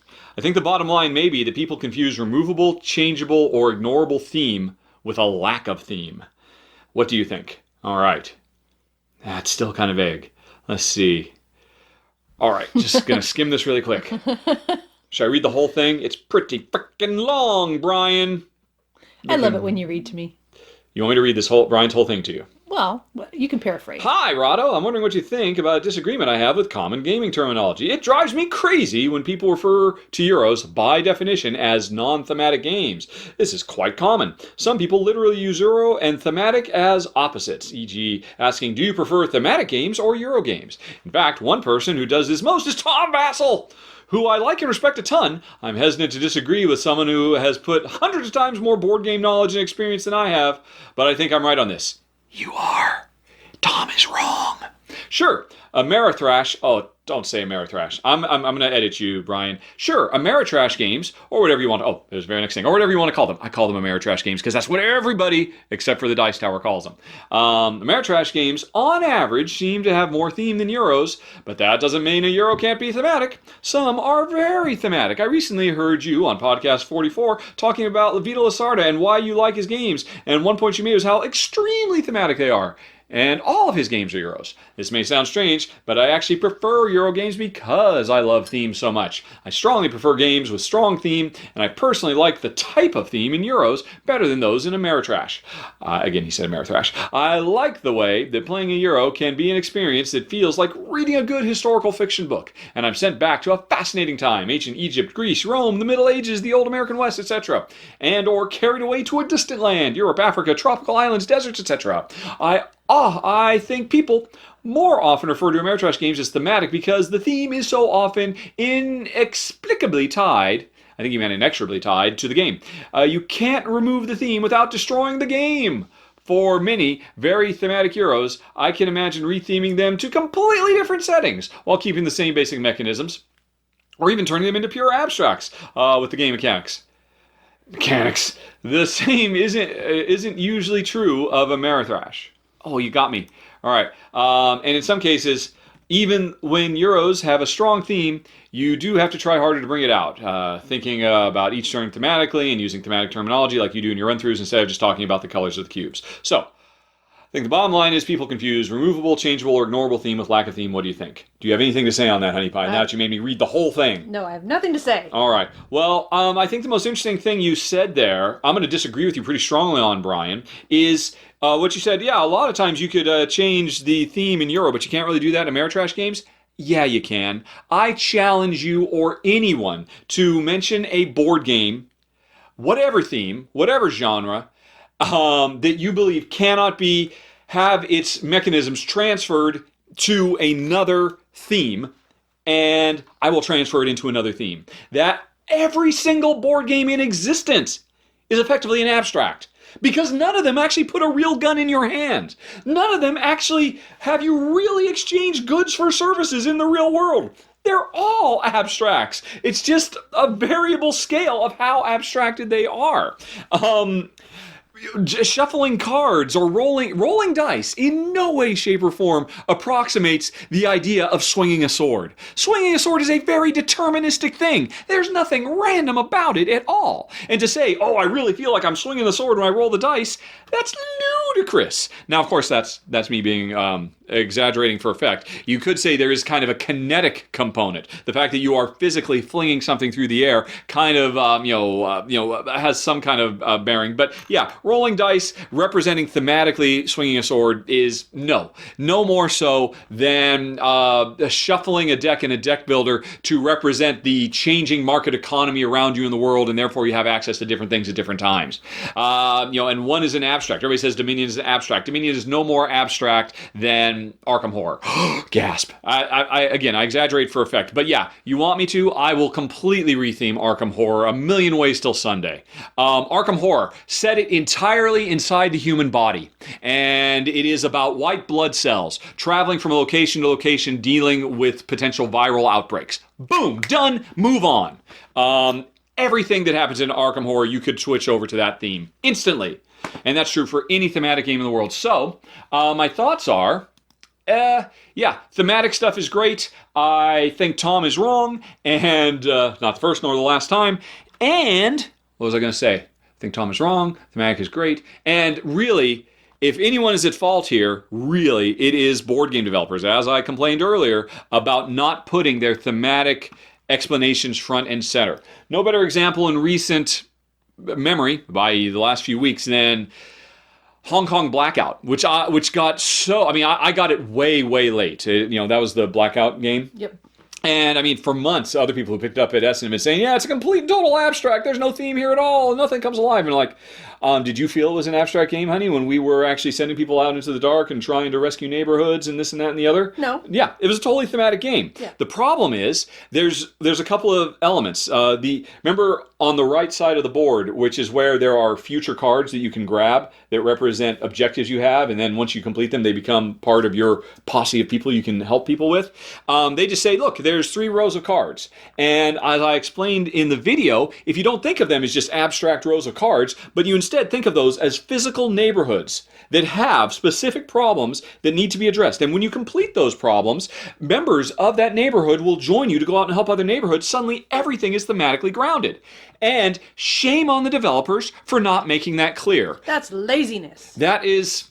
it's short-sightedness. I don't think it's necessarily laziness. I think there is, to your point about Euro versus Ameritrash, I guess there's a presupposition amongst Euro developers that, no, we don't have to explain that because nobody cares. That is wrong. Human beings care about theme. They just do, and they're doing themselves a disservice by almost hiding the theme behind abstractions of decks of cards and what have you. and turn structures. So there's some random thoughts for you, Ryan. Make me read the whole email. Alrighty. Joe says, Joe found my reaction to the theme of Carnival. More theme! The theme of Carnival Monsters interesting. Isn't it basically the same as Dungeon Petz? That made Jen turn away from her screen. I thought you enjoyed the theme of that game. Why the different reaction to Carnival Monsters? Honey, you've never heard of Carnival of Monsters, correct? Correct. All right, Honey Pie, let me pitch you a game. Okay. I can't really pitch it because I don't know hardly anything about it, but let me tell you the setting of this game. We are going to go out and capture wild monsters and put them in cages. I don't like it. And charge admission. Nope. So that people can come and see them. No. Why is that different than Dungeon Petz? Because Dungeon Petz are little guys that have been bred in captivity as pets, and you're actually adopting them and taking good care of them. Mm-hmm. You are not going out and getting wild animals and putting them in cages for your profit. Mm-hmm. That is correct. I think Jen's got you covered. Now, Joe might, I'll play devil's advocate. I'll be Joe. Yeah, but the key word is captivity, isn't it? Why is it any more morally correct to raise animals in captivity when they should never have been born? They should have been out in the wild or not. Whether you brought them from the wild in, because the animals aren't going to be, they're going to be fat and happy and well-fed wherever they came from. They're born in captivity's mother's womb or the Serengeti where they were brought in. What's the difference? Why the classification? Why the? Yeah. Yeah. Well, I would say because first of all, the ones that have been brought in from the wild know differently. Mm-hmm. So that's huge. Okay. Context is everything. Mm-hmm. And also probably animals that have been bred in captivity as pets might also have been bred to be more accepting of that sort of behavior. Right. And indeed want it. For example, beagles love to cuddle, whereas wolves maybe not so much. Not so much. Yeah. So and I am not for taking away liberties. Yes. Yeah. So that's it too. So I've not sold you on Carnival of Monsters? No. No. And that's basically what I said is I said, well, I'm interested because it's from Richard Garfield, the designer of Magic and stuff like that. And it's and so it's probably a good game, but I'm just kind of about the theme. And hopefully, Joe, your question has been answered.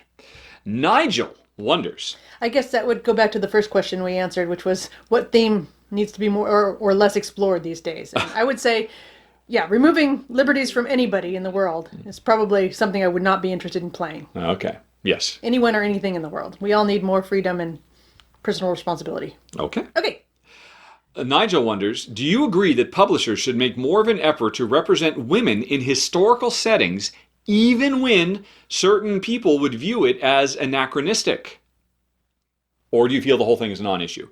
He brings this up specifically because he talks about Luxor. I mentioned that earlier. It was the game we played recently where we were patrons of the arts. And remember, you move around and we make investments. We can invest in paintings or we can invest in scripts. And the game is full of real historical characters. You can get William Shakespeare right alongside Galileo working for you and stuff like that. And I recall correctly, I think there's not a single female famous artist or character or explorer or whatever. Was Curie in there, or was that I don't think so. You're thinking of a different game. I think it was kind of weird. I'd have to go back and check, and I don't have the prototype anymore, but I think there were none or almost none.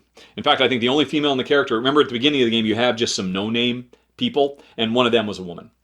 But it was a full-time sausage party at Lustanza. And some people are saying, hi, Nigel, of the 40 historical characters in the game, 2 were women. Yeah. And one could make the argument, well, yeah, it sucked to be a woman back then. If you wanted to be a mover and shaker, you had to be a dude, and we're just trying to be true to the history. And one could make that argument. And the question to you, being the only lady in the room, do you agree that publishers should make more of an effort to represent women in historical settings, even if it would be anachronistic? Or do you feel the whole thing is a non-issue? No. Those are your 2 choices. Okay, no, I think that they should definitely make more of an effort. Okay. Especially if they want to attract more women into gaming. Okay. Yep. Okay, so here's the follow-on question. I have no idea what you're going to say, but I'm genuinely interested. I think it's an interesting topic. In the case of Lustanza, should there have been just a mix? In a case where, look, to be thematically and historically consistent here. Like, okay, I'm going to put Lustanza aside because I honestly think they could have done better. Yeah. There were enough there was important... Somebody. But, certainly women are not known for, in the Age of Discovery, captaining ships around the world and, going around, the Cape of Good Hope and this and that and the other. That was definitely something that was Terranon, something or other, for ladies. And is that a problem that every single ship captain that you can hire is a dude? And forget Lysanza. Vasco da Gama is a game all about making shipping routes to the Far East, and every single historical personage there is a dude. Yeah, because that's kind of historically accurate. Yeah, I understand. I mean, maybe there were some women back then who just went and wore trousers and tried not to let anybody know that they were a woman. Mm-hmm. Although I can't imagine that was very easy with the whole urination issue. But I think, I guess in this case, because we are playing sort of a... I'm not saying it's an easy answer. It's easy to say, yes, of course there should be. But should you just completely throw historical verisimilitude out the window? Yeah. And say, oh, and by the way, here's half of our captains are female, and they didn't exist in history, while the other half are male, and they did. How is that going to go down? Well, there's a lot of games that we play where we are just captains of boats, and we're going around doing stuff, and it doesn't matter if you're male or female. And I would say under those circumstances, where you're not actively trying to truly recreate the historical circumstances around whatever it is you're simulating, and you're just saying, oh yeah, look, we're Endeavor is an interesting one. Not that it's about men and women. Endeavor, you're just a nameless European colonizing power. It never says that you are Spain or Portugal or the English or the French or what have you. It just says you're a power, and we're not really going to deal with it, and it's fine. Just whichever power you think you want to be is cool. And so you could see that happening where, oh yeah, look, if Vasco da Gama had not named anybody by name and just said, oh look, here's you are a sea captain, and pick the female card, pick the male card, or whatever, and just as long as nobody's named, that's cool. Yeah. But what about the worst case? The toughest situation is 50% men, they're all real, 50% women, they were invented to be included in the game. I suppose that's not as acceptable. I know. That's the problem. I want to say, sure, do it anyway, but it just seems really, really weird. Yeah. Then I don't think you should necessarily change the design of your game to, okay, yes, but women served an important role, with it behind the scenes in the political nature back home, and okay, let's add this whole other mini game to ensure that women are equal. I mean, that's not easy either. Yeah. So, in the case of Vasco da Gama, should nobody have been named?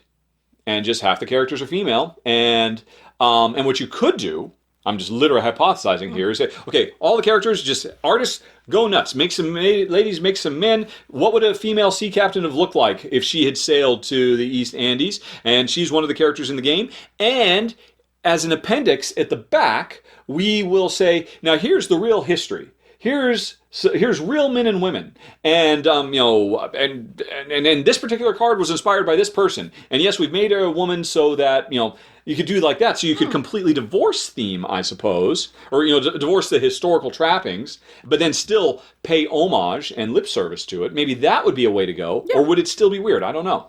No, actually, I think that's probably a really good way. Just imagine if this person had been female instead of male. Mm-hmm. This is what. And with a full acknowledgement that there's no way she could have been because of the circumstances of the time. Yeah. So would you want to see that? Yeah. Would you want to see that rather than being able to sit down and look hard and say, oh look, this is literally Marco Polo, and I'm actually taking control of Marco Polo, or other predominantly male explorers. Do you think the game would lose something for not being able to say, oh, well, yeah, I've heard of Marco Polo, I know who he is, and oh, look, I'm learning history because I'm seeing about these other characters who are lesser known? Is it worth sacrificing that on the altar of inclusion? I generally don't know. It's tough. I think it's worth... I really like your idea of saying this is who this character was based on. Mm-hmm. Yeah, because Voyages of Marco Polo, you remember that game, right? Mm-hmm. Where we start out in Italy and we're heading east, and it's a dice worker placement game and all that. That's another one where it's just all dudes all the time, for the most part. I think maybe there's a female. I'm not quite sure. I don't remember 100%. But they could have done that. They didn't have to say it was Marco Polo. This is the time of Marco Polo. Yeah. And in the back, in appendix, here's actual real historical personages and what they actually did. And you are just, playing a nameless man or woman who could have been the one to do it. Cousin of. Marco Polo or something. All right. I think that's a good workaround. So you want to see that? I would definitely prefer to have a woman character in front of me than a male character. That's the real question. Would you rather have a female character in front of you who is completely nameless and ahistorical, or would you rather have a male character whose name you actually recognize as somebody truly from history? No, I'd rather have a female character. All right. Well, there you go. There you go. Cool. We've solved the problem, Nigel. Thanks for asking. Marco says, do you or Jen ever hear... Oh. I want a female character as long as she's not wearing ridiculous shoes. I think there were a lot of ridiculous shoes worn at the time, weren't there? Yeah, both for men and women, but I'm talking about heels. Yep. Okay. All righty. Do you or Jen ever fear burning out on board games? What do you do to avoid it? Yes, I do. Sometimes we get a little burned out, I think. Mm-hmm. We can just keep trying to refine down so that we're focusing more and more on things that are probably going to be fun. Mm-hmm. And I think that's really about all you can do, isn't it? Is try your best to make sure the time you spend is well spent. Okay. What would you say? Yeah, I mean, it's definitely a possibility. I know that because I played video games for literally from 5 to 40-ish. So I played video games for 35 to 40 years and loved them. And then almost overnight, I stopped. That's not true. It's not overnight. I mean, over the course of a few years. And it was really but the thing that burned me out on video games was the discovery of board games. And I've never really thought about that till this second. I always kind of ascribed it more to, I was a video game developer for 20 years, and that led me to burnout because it made me evaluate them and appreciate them differently, and I eventually got to a point where I couldn't care about them anymore. But I don't know if that's 100% true, because certainly a big element was, I found board games, and board games are demonstrably superior for what Jen and I are looking for in every measurable metric. And they're one of the things that definitely hasten that. So you could, by that observation, you could say that the number one danger to board games being burning out on board games is them being replaced by something better. And I don't know what that is. Not going back to video games. Maybe, I don't know. Escape rooms, if they get really cheap and we can just go to escape rooms. No, probably not. I don't know. Yeah, I can't imagine. It's certainly a viable concern. To be fair, there was a second time I'd almost burned out on board games too. It was at the end of the Xbox PlayStation 2 era.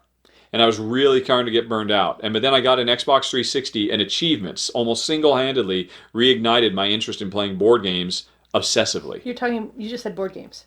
Video games. Yeah. Reignited my passion for playing video games obsessively was achievements. It was just a dumb little thing, but it was a really big impact. So something like that could get me into video games for like another 10 years. Maybe there'll be, and considering how board games are advancing, leaps and bounds with every release. The board game industry, the board game design space is moving so much faster and evolving so much more meaningfully than the video game space is. Because the video game space has pretty much just hit the hard wall of technology, where board games have no limits because they're more like novels. They're more about human imagination than what you can physically put on a screen. I don't know. So what do we do to avoid burning out? At this point, nothing. We keep playing and playing and playing. Well, that's not true. No, I get to go and play with my glass. Sure. Yeah. That's true. It would certainly be better for the show if you would devote 4 hours every day to playing board games, and you simply won't do that. It would make my life a lot easier if you did, but you don't, and that's fine. But I was going to say, last year, I made a commitment to cut the number of videos I do in half, and I did. I only do 10 run-throughs a month now, whereas last year and the year before, I was doing closer to 20 run-throughs a month. But that said, I was an idiot, and at the time I did that and said, okay, no more than 10 run-throughs a month, I said, but I'll start doing rundowns. And it turns out... You're still spending the same amount of time. Yeah, I kind of am. Although, if anything, I'm now covering more games than I was before. Yeah. I'm really kind of terrible at this. This whole trying to avoid it. So it's a real concern, Marco, and I don't really have an answer. Marco's next question. If we ever do stop doing Rahdo runs through, would I hand the channel to someone to continue the work? Or will the channel cease to exist? Wow. Well, that's never come up. I don't know. That's a good question. That's a really good question. I don't know. It wouldn't cease to exist. I mean, obviously, forever. Yeah, I mean, I wouldn't literally go in and physically delete all the videos, which I could do. I think there's even a button I could do it. With just a single warning, are you sure you want to do this? And I would not do that. I mean, I would definitely let them stand, and I would just, do a goodbye video. And I would put that on the front saying, hey, if you come to youtube.com/Rahdo, you would just see a video of me saying, hey, I used to do videos. Here you go. Here's, what am I at? I'm at 1,200 games covered now. Wow. I just the other day, I just crossed over 1,200 unique games. Here's video for 1,200 board games. Enjoy. I'm not doing it anymore. Bye. I don't answer questions anymore, so don't bother asking. That kind of a thing. And I would walk away. So the question is, would I do that, or would I give the login and password information to somebody and say, okay, you keep going? I don't know. That's a real. I've never considered that. I guess the simple answer is, yeah, I'll just give it to Slicker Drips. Slicker Drips is the guy who pretty much just copies me beat for beat. Yeah. Everything I do, he does like almost verbatim. Even going down to the way I do show notes on my videos, he does them the same way. The way he set up his fundraising pages were exact duplicates of my pages and all that. And, he's asked me, and I said, yeah, sure, I don't care. Copy it. If it works, why should I be the only one doing it? And, and he films exactly the way I do. You've seen it. He's the guy who, instead of having Jen he plays against Marty, which is his little glass cat made by you. Oh, yes. Yep. So, he would be a no-brainer because, obviously he could just jump in and continue doing what I'm doing. He copies the Klingon subtitles. And I could just give him access, and then suddenly, overnight, he'd have a much bigger audience. And, there'd be continuity. That would certainly make sense. I don't know if he'd want to do it because, he's building his own thing. I don't know. I honestly don't know. When the day comes, I can say at the very least the channel will never go away. But the question of will I bequeath... I could bequeath it to Paulo, but I don't think he has any interest in doing what I do. I don't think he wants to be in front of the camera, does he? He's done a couple. He's done a few things. But, yeah, I don't think he's particularly keen on it. And he knows how much work it is. So, yeah, it's a good question. Because, I'd be basically... if I gave it to Tom, I'd be handing him... Oh, look, you'll probably lose some subscribers, but you'll bring some of your subscribers over, and you can just continue making the money I used to make. I guess I could... Hey, okay, Tom, this is you now, and from now on, I'm going to take 20%. Could do that. That's interesting. That's freaking interesting. Wow. I never thought about that at all. Wow. Marco, you just might have made a very significant change in the direction of my life. Because that would totally work if he'd be interested in doing that. Why wouldn't he? Wow. Anyway. To be continued, I guess. Alrighty. Ever think of reshooting some of the old shaky iPhone run-throughs? Just no time? Do they bother you? Or are they just part of the path? Oh, I hate them. Oh, they're so awful to go back and look at them. And not just to look at them, to listen to them too. Because I still say a lot, but I don't know if you ever watch my static cam videos where you can actually see the video I'm holding in my hand. You'll notice on the back of my camera I have a big post-it note saying to remind me not to say so much. Because it's just junk food filler. And also, man, I used to smack my lips so much. I don't know why I just didn't drink a glass of water before filming. So it's just the whole way through. It's just terrible. And once you notice it, you can't not notice it. So I'm apologizing to anybody who will now go back and watch and see just how terrible it is. And yeah, and this shaky cam and all of that. Yeah, they're just awful. I'd love to, but yeah, there's no way to go back and do them. Was there a reason that no run-through of Ragusa came during the Kickstarter campaign? Well, I'm going to have to search my email and see if they ever reached out to me. I don't remember it. Ragusa. The answer would be they never reached out to me. And, it's not hard. Just, richard@rahdo.com and ask. What? And Richard@rahdo.com? Well, anything at rahdo.com will come to me. Yeah. I just normally tell people richard@rahdo.com. Okay. And send me the rules. And they didn't. They never reached out. So that would be the reason. Okay, done with Marco and his life-changing question. Moving on to Thomas, who wonders, I think you don't particularly enjoy sandbox games, but I wonder what games could make your list of possible top 3 sandbox games. Also, are there any games in which you find the sandbox nature interesting in itself, or any game that you and Jen really love despite sandboxes? I don't know. There probably are. I can't think of any off the top of my head. Sandbox being just a game where you sit down and just do whatever. There's no objectives. There's just completely wide open. Yeah. It's really contrary to both Jen's and my tastes. So there might be a few, but I can't think of any. Just doing a quick scan. Tell you what, Thomas, you go to ranked.rahdo.com, look through the 300 games listed there, and you tell me if you see any sandbox games. And if so, you'll get the ranking of them, because they're all sorted by day. Oh, I'm so lazy. What is the easiest thing to house rule? A really good game that is too mean, or a really good game that is not perfect for 2 players? What's easier to fix? Taking out mean cards, yeah. Well, yes. On the surface, that's very easy. You just, okay, yeah, I mean, if a third of the cards are mean, just take them out. And it's probably okay, since we only play 2 players anyway, there's every chance that just through random shuffling, we might not have seen those mean cards. Here's the thing, though. That's not likely to truly happen.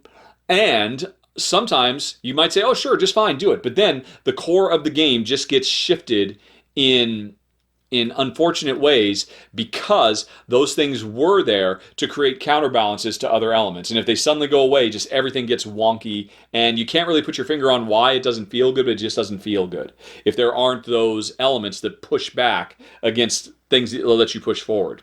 So it's not, sometimes it's that simple, but not always.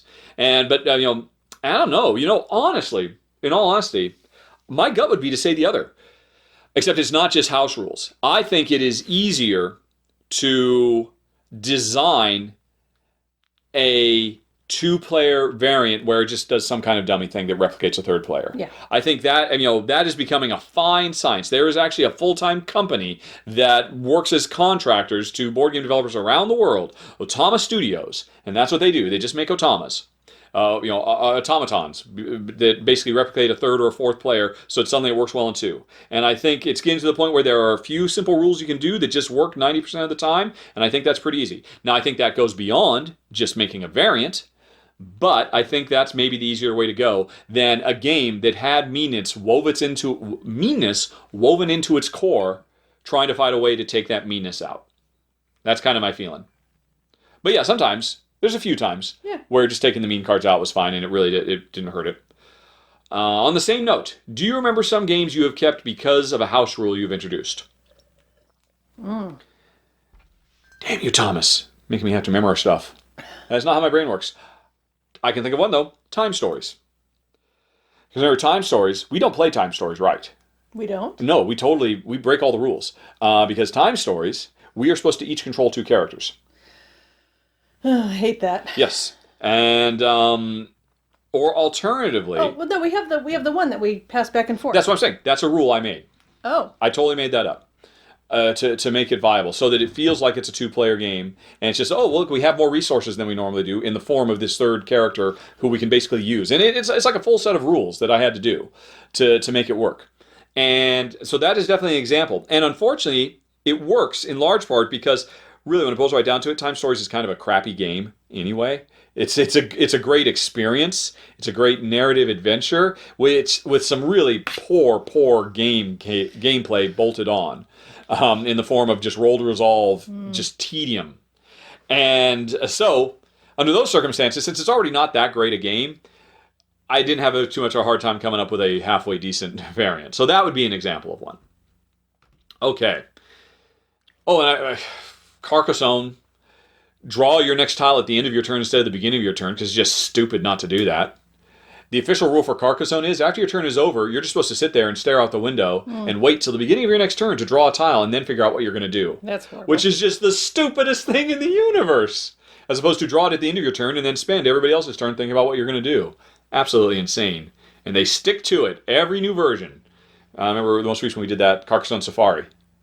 It was all yellow. Yeah. And again, the official rule is don't draw a tile until your next turn and then sit there for 5 minutes thinking about what you're going to do with it. So dumb. So dumb. Alrighty. David wonders. Yes, you know what? David, you're in luck. I saw this because while Jen was off fixing soup, I kind of peeked ahead a little bit. David wanted me to read an article and give my opinion. And normally I'd say, no, I haven't read it. But since I was waiting for Jen, I kind of skimmed it a little bit. The article in question is on Opinionated Gamer's website, And it has to do with another way of rating games, because that's a subject near. Why did you say, surely you could care less about that? No, because I know how you feel about rating games. Oh, okay. So you only care because I care. Yeah. All right. Thank you. Basically, not rating them based off of some metric of just people saying how much they like it and doing an average of that and, those sorts of things. But instead, looking at, or taking that data, seeing how high a given game ever went to, seeing what its peak was, before inevitably they start falling back down, and before they eventually settle someplace. Okay. And so taking those peaks and then doing some jiggery-pokery to it and using that as you're defining. Because surely, when a game was at peak popularity, that's how it should be judged, compared to other games at their peak popularity, to overcome the fact that over the course of time, tastes shift and perspectives shift and stuff like that.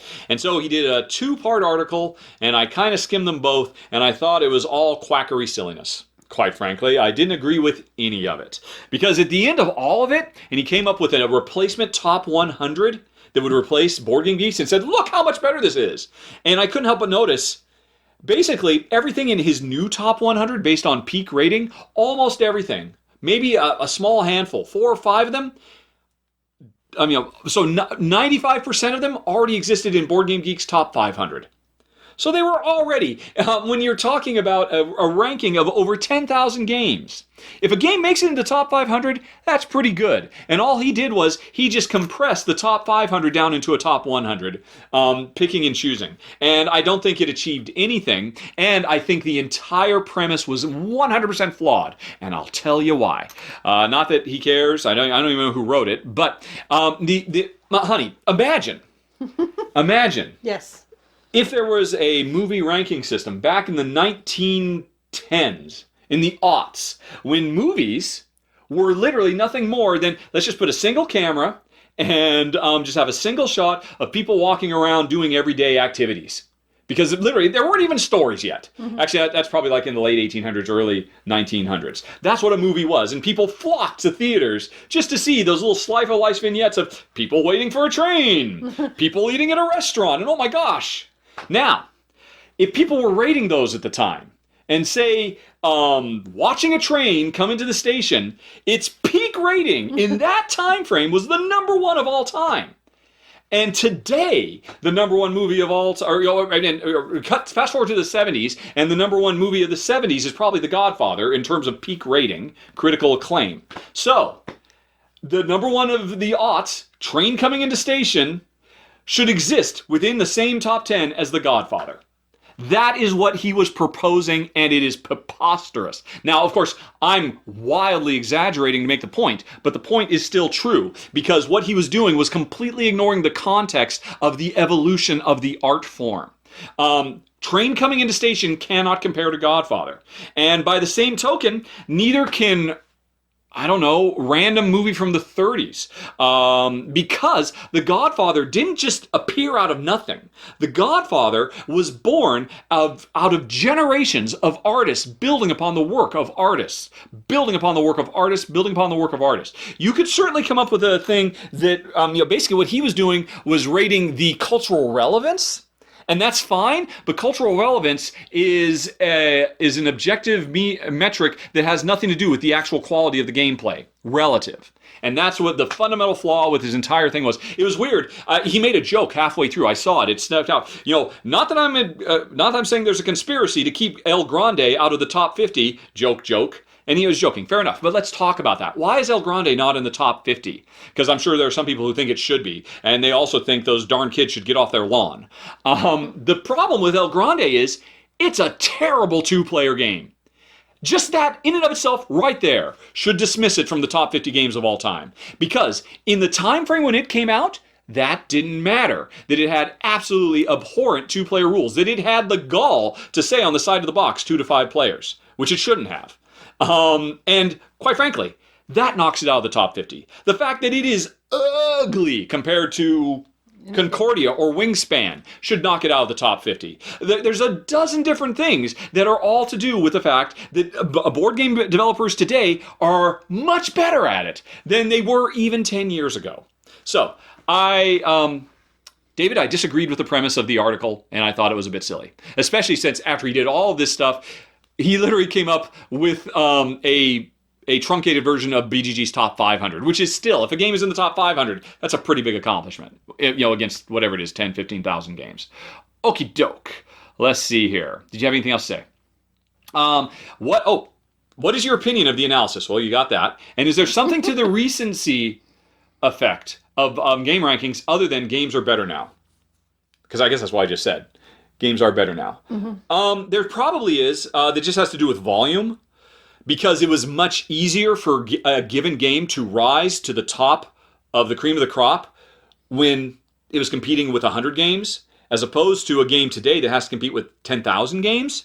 To me, though, that is emblematic of the fact that for a game to make it to the top now, implicitly has to be better than a game that only had to reach the top when it only had a dozen competitors. Gloomhaven, by its very nature, has to be better than El Grande to make it to the top now because there's thousands of competitors. It has a tougher road to hoe. And so, yeah, I think it's better than El Grande. Anyway, you have anything to say about all that silliness, Honey Pie? I've never even heard of Le Grande. No, because we wouldn't play it. It's an old area control game. Alrighty. Will Foy, question for the podcast. Oh, shoot, I said his whole name. Sorry, but I didn't say his email address. Normally I only say first name because I want to maintain some layer of... I should just shut up. All right, because if I didn't say anything, nothing would have happened. All righty. Preparing for a move in a few months, Will is... Oh. You and Jen recently moved a fair distance. We don't have far to go, but I've developed a sizable collection and I don't want to leave behind, trade, or sell. Do you have any pro tips for packing so you'll survive the transport? He's in the process of trading away those that can be cold, but aside from the more obvious thoughts, any deep thoughts as to how best move with games well? Well, considering a bunch of ours got crushed. Yeah, I would say we're not the ones to ask. In all honesty, I was kind of laissez-faire about it because when we moved from England to Malta, I just literally went down to a local store or a local moving company a local storage place. Yeah, storage place. Bought a few dozen cheap boxes. They were double-ply cardboard boxes. Threw all the games in. Didn't even bother to pack anything.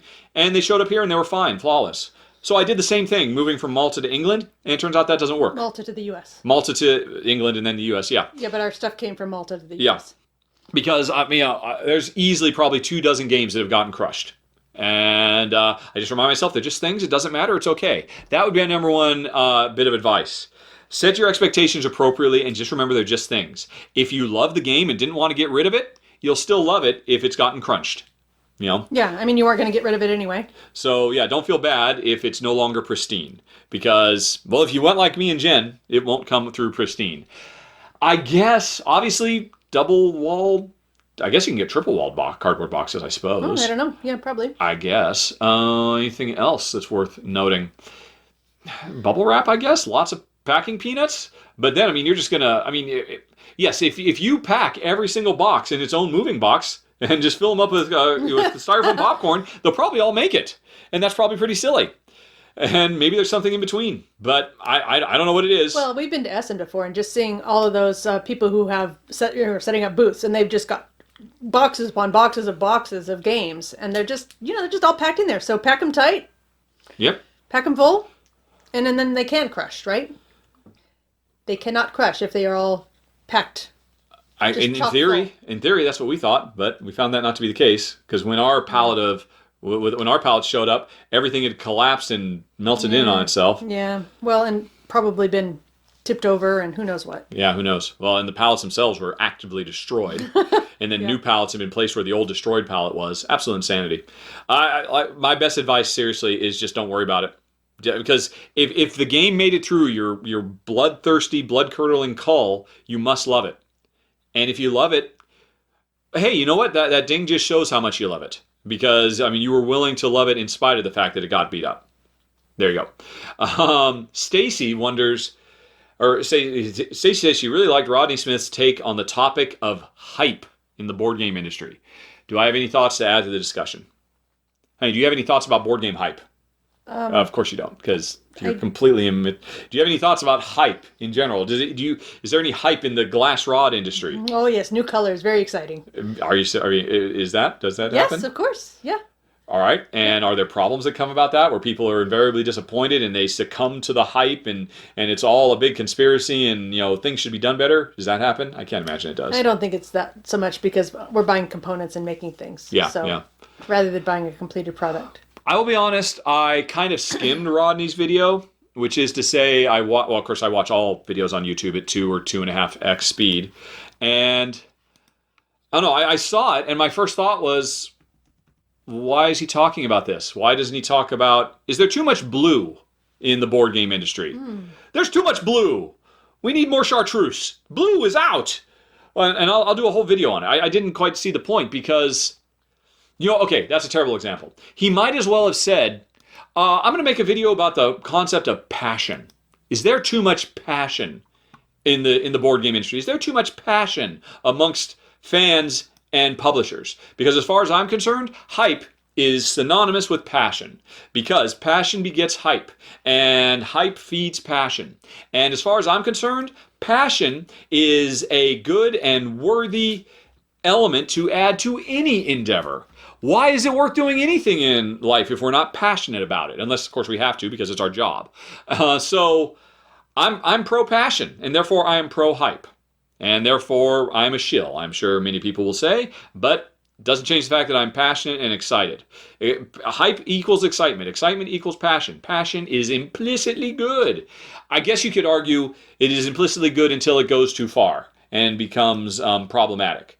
Can you become too passionate about something, honey? Or if it's false, then that's a problem. Yeah. No one holds a gun to anybody's head and makes them buy these games. Anytime somebody says, I fell for the hype. Well, that's not the hype's fault. That's not the passion of other people who are excited about the game's fault. That's your fault for not doing due diligence. That's really a beginning and end of, carpe diem, caveat emptor. It's caveat emptor, baby. That's what it's all about. I guess that'd be it, Stacey. It's just not something I'm very opinionated on. I basically saw those videos and all the response they engendered, and I just had to scratch my head. I was a caveman. I didn't get it. Finally, honey, we're at the end. Steve says, do you ever watch your early videos and think, I can't remember that mustache? Or whatever happened to that shirt? I'm wearing. Or do I ever watch my old videos? I watch my old videos a fair bit, actually, but mostly because I have to, because people ask questions like, dude, I filmed that 7 years ago. I don't remember what I said. All right, let me go back and watch. And occasionally, if I have to go back and if we're going to play an expansion, so I get to go back and play an old game, I watch my videos. I watch my videos to remind myself how to play them before I skim the rules. I just do. So I see my old videos quite a lot, actually. When somebody says, yeah, Rahdo is totally out of line in this video, well, now I got to go back and look and see what I said if I was out of line. Turns out I wasn't, but I would say that, wouldn't I, since I was out of line. So yes, I do watch my old videos, and I remember what happened to every shirt I had, because over the course of my adult life, I probably owned less than a dozen shirts. 2 dozen shirts. How old are these pants I'm wearing? How old is this shirt I'm wearing? I do have a relatively new sweater, although that's not true. I'm wearing this, but I bought it used, and I'll probably be wearing this for the next 10 years. How old is the underwear I'm wearing? Pretty old. So Jen's looking at me with horror that I'm admitting this, but I am cheap and I don't buy new clothes. I run clothes into the dirt, and then honey, could you sew this up? Yeah. So I can run it. And there's his absolute favorite shirt I've sort of hidden at the bottom of the pile of his shirts. I know. I'm hoping he's just going to forget about it. I know where it is, and I love that shirt. I can just maybe at some point exit it. I will exit it from our lives. Yep. And I think I have probably the most significant thing. No. Facial hair, yeah. I never had a mustache. Well, you have a mustache right now. Well, I've got a beard right now. It's part of the beard, and it's just because I only shave once every week or two. So depending on when you catch me in that cycle, I will be more or less fuzzy. Have you ever considered completing a game after stopping filming and then including at the end of the video in the final state of the game where you won or lost? Sometimes when watching your videos, I wonder what would have happened. No, I don't. Because as soon as I stop filming, I got to move on to the next thing. There's just no time. Time is a fire in which I burn. Are there any games you now wish you hadn't gotten rid of in the move to the States? Oh, God, yeah, I didn't want to get rid of any of them. I would have happily kept all of them. I did not want to part with a single one of them. And so, yeah, I wish I hadn't gotten rid of any of them. I've gotten 2 of them back. Spirium and Altiplano. And I'd like to get back the other 148 or whatever the number was. But they're gone, and they're just things, and I'm happy to move on, because it doesn't matter, because even if I had them here, I wouldn't be able to play them anyway, because what do I have to play next? What do I have to play next for you folks? Got a list right here. I gotta play Brass Birmingham and Village Attacks and Res Arcana and Chocolate Factory and Futuropia and Fuji and Magnastorm and Hall of the Mountain. No, I did just play Hall of the Mountain King. And Winterborn and Consumption and High Tide and Kelowna and Klondike and all the Clank expansions I'm planning on doing this month. And Shadowrun Crossfire 2nd Edition and Treasure Island and the Grizzled Armistice Edition. I gotta play all those. How could I play any of the ones that I've left behind that I might be sad that I don't have them anymore? They're just things. I've let them go. Alrighty. Are there any... All right. Steve just purchased Elder Sign. In your opinion, which is the best expansion? I don't know. I've only played a couple of expansions. I would definitely say, though, almost guaranteed you should... I don't remember the name of it. It's the one I did a run-through for. You go look at my extended playthrough for Elder Sign. I think it's Gates of Arkham. I'm almost positive. Gates of Arkham, because it's the one that actually made it good. And maybe there are other expansions that did better, but I think Gates of Arkham is the one that fits best with the basic... Because basically, you leave the museum and you search the rest of the town, and it becomes a much better game. So probably Gates of Arkham. Although I'm no expert, there are much better people to ask than that. You should just go to Elder Sign's forum and ask people who are really passionate and love the game, as opposed to me. I have a cursory knowledge of it. I play most games 2-player with my girlfriend. We found that I tend to... You have a girlfriend? I'm weeding on behalf of Steve. Oh, I see. Found that I tend to win certain types of games, and she wins other types. Almost to the point where we know, before we start playing, who is going to win. I win the tile layers, she wins the deck builders, etc. Do you and Jen have the same problem? Jen thinks there is no problem, because she just wins everything. Not everything. What is Jen not good at? Jen is better at me than almost everything. Well, there was that one we just played recently where I couldn't get my brain around the dice. Yeah. Jen, if... The only problem, the one thing I'm better at than Jen is multitasking and identifying. It's a very rare thing where for games. No, I was about to say multi-use, but it's not multi-use, because a multi-use card, you have a lot of different things you can do, but you choose one thing to do with it.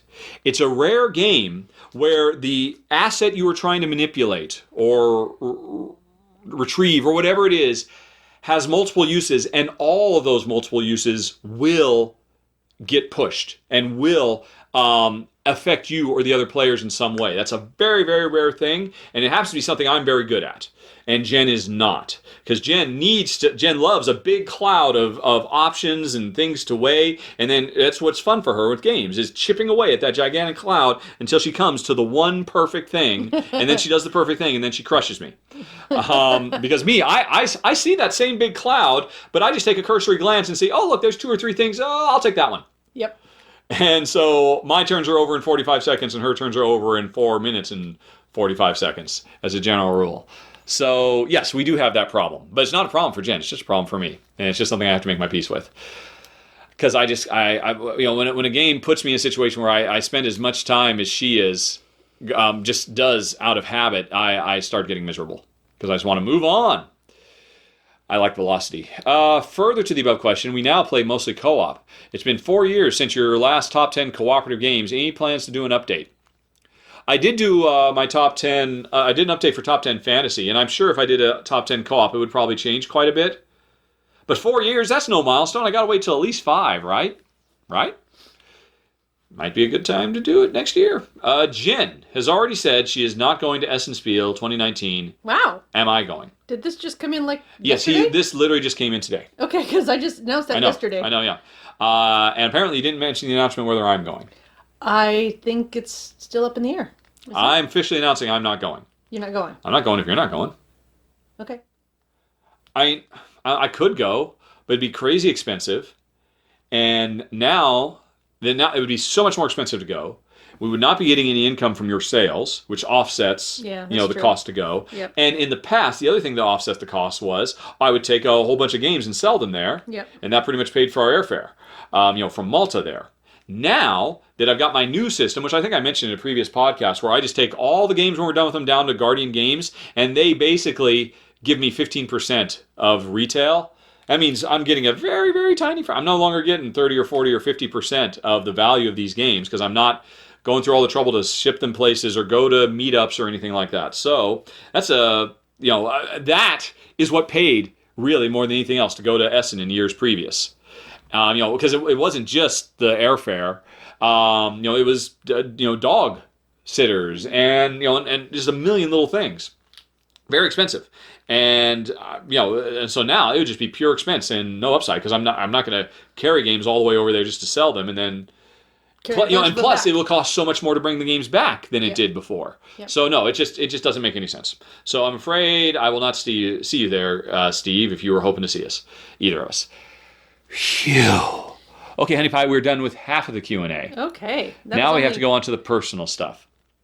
Okay. Although we'll be back with that in a second, folks, and if you just don't care, then I say thanks for listening once more, and we'll see you next month. Have a nice day. Talk to you later. So long. Bye-bye. Otherwise, hang on, everybody. We'll be right back after I get some water.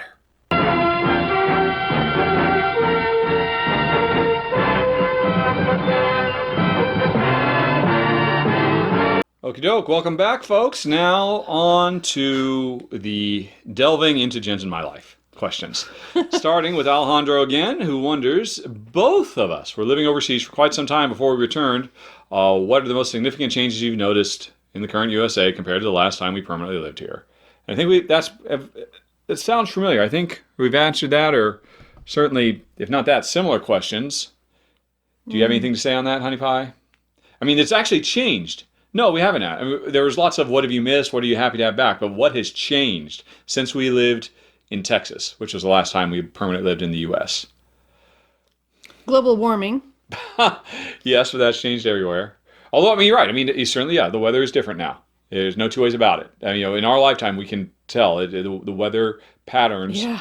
The pattern of weather, the climate, has demonstrably changed from the way it was when we were in our teen years and in college and all of that. Yep. So that's it's sad but true.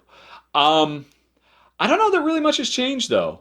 I mean, it's certainly not in our day-to-day lives. Things have gotten more expensive, but that's to be expected. And I mean, obviously there's all these cultural flare-ups with overt racism that's kind of more in the fore than it used to be because of certain presidents. I was just going to say cultural phenomenons. Because of course there are several people who listen to this who actually appreciate Trump, and I'm not saying they're racist. But anyway, I'm not at all. I don't know them. I don't judge their heart. But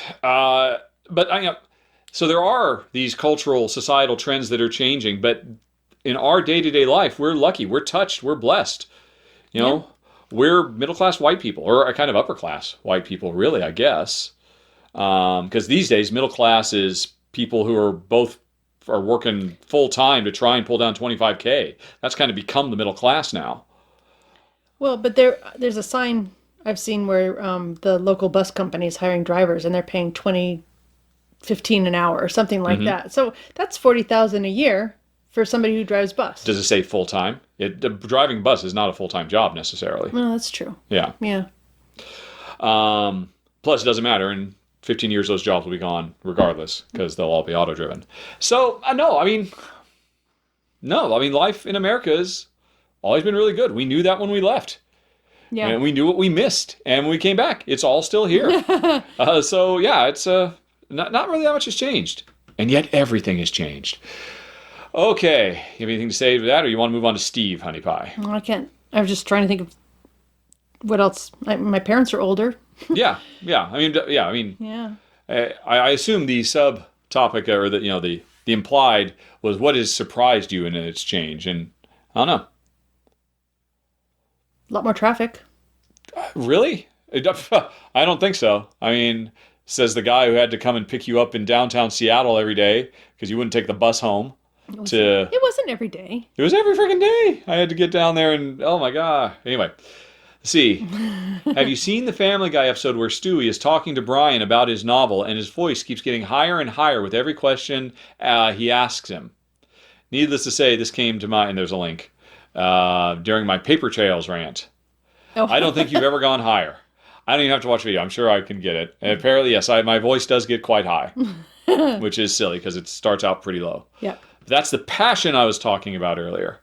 All right, in episode 40 of Rahdo Talks, you briefly mentioned your vasectomy with the description, the ridiculous circumstances that the vasectomy happened. Please do tell. Oh. If you are comfortable, of course. That's from Therese. Well, let's see. Sure. I don't know what I meant by that. Oh, okay. Well, the ridiculous circumstances, Jen won't let me tell you the particulars of that because it would have to do with my firing from Nintendo. Because I got fired from Nintendo, and I cannot tell you that whole story. Right? Right. No, I can tell that story. It's I can't tell the story of how I got hired by the post office. Yeah, the post office one. Because of the federal crime I committed. Yeah. Which, but anyway, so no, I'd gotten fired, and I think I've talked about that before. I got fired for, quote, stealing office supplies. There's a whole thing. It was in a previous podcast. I'm sure we've gone in pretty deep on it. But basically, I think it was early in the month I got fired. And so my insurance I had through Nintendo was active until the end of the month. And so Jen and I realized, well, crap, we've got 23 days. We better get as much of this as we can because afterwards we're not going to have any. We don't know where we're going to get insurance. Yep. Because that's the way America was, even back then. Because nothing's changed, to Alejandro's question. And so we were trying, well, what can we do? What can we do in just 3 weeks? Yeah. And then we can get to this, and Jen had an operation for her deviated septum, which I know is code for she had a nose job. She did not have a nose job. There was no way that's what people say when they had deviated septum. When they have Yeah. Oh, I had to go in for my deviated septum. No, you got a nose job, and that's just your cover story. Yeah. Jen had a deviated septum. As far as I know, it still is, because, I don't know, did it ever help? Hard to say. Yeah. But I'll tell you what, all that nasal stuff is all connected to your skull, and man, that hurts when they fiddle fart around in there. I do not recommend it. Okay. And me, I was like, oh, well, I guess I could have a vasectomy because we can get that done in and out pretty quick. Yeah. And I mean, that's how good my insurance was. The vasectomy was covered by my health insurance from Nintendo. So it's just ridiculous that that's what prompted me to do it so early. It's just because I'd been fired and we had a limited window before we lost all health care. Although these days, I guess that was more prophetic than anything else to see what life is like today. And then the other ridiculous thing, which I don't think is what I mentioned there, but is what happened afterwards. Because afterwards, I did get a job at the post office as a mail carrier. Or no, I'd gotten the job, and the insurance wasn't going to cover that. So I still went ahead and did it. And here's the thing. Here's what can happen to you. Sorry, folks, this is a little bit too graphic. Should I not say what can happen after a vasectomy? No, you're going to discourage people from getting a vasectomy. But it was just funny. It was just funny and timing wise. It wasn't really that problematic. Okay. Well, here's the thing. Apparently, and I don't remember the particulars of this. It was explained to me at the time, and I've never really had to look it up since. The sex organs are developed. When we're gestating, in the womb, our sex organs are like one of the last things to come along, and our immune system comes along and is developed before our sex organs. And as a result, sperm is considered a foreign invading body by your body. Yeah. So if you get, if there's a leak inside, the white blood cells, they go to work. And you can potentially get a leak after a vasectomy on the inside. When they literally snip you and tie a knot or cauterize or whatever they do, it sometimes happens, not very often apparently, that you get a leak. And here's what happens when you get a leak. Your scrotum swells to the size of a grapefruit. And that's not an exaggeration at all. Would you say it was an exaggeration? You were there. I was there. Yeah. So, and that's not very comfortable. Suffice to say, walking is not good. Yes, it is very difficult to walk with scrotum swollen to the size of a literal, maybe a small, but let's say an orange. Okay, let's say an orange. Yeah. Or a tangerine. I mean, or no, it was bigger. I'm going to say an orange. Yeah, okay, let's say an orange.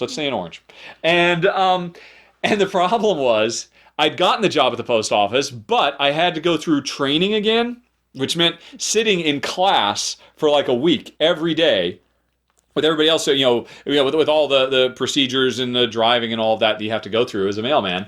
And so I attended all these classes wearing the loosest shorts I could wear. And, I don't think the term man-spreading had existed at that point in the pop culture awareness, but I was the ultimate man-spreader. And everybody in the class like, what is up with him? And, and he's walking like an old man. He's not going to make it in this job. It was just absolutely ridiculous. Everything about it was ridiculous. But, what was I? I must have been, 22, 23? 22. 22. So, and that was ridiculous as well.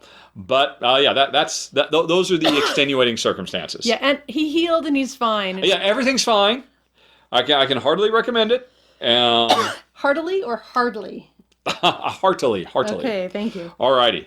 Next up. And he saved me like 30 years of being on the pill. Yeah. So that was really nice. Although in some way, but isn't it good to be on the pill because it keeps you more regular and stuff like that? Isn't there that element to it? I suppose, but who wants to be on a drug for Indeed. Yes. Life, Right. Basically. Okay, so Bianca has written, and it tells us a bit about her life and where she lived and stuff like that. And by the way, and how she listens to the podcast while wrapping Christmas presents, etc. But her question is, how did we end up in Malta in the first place? Why did we leave the U.S.? Well, there was like a jump in between those two things where we lived in England for 10 years. 8 years. 8 years. It's easier to round up to 10. A decade-ish. Well, was it only 8? No, it wasn't. It was more than 8. It was 8. Because we hit 8, and we were there for like another year before we left. So probably closer to 9, I think. Okay. Because when we hit 8, that's when we were allowed to apply. I think it was you could apply at 6.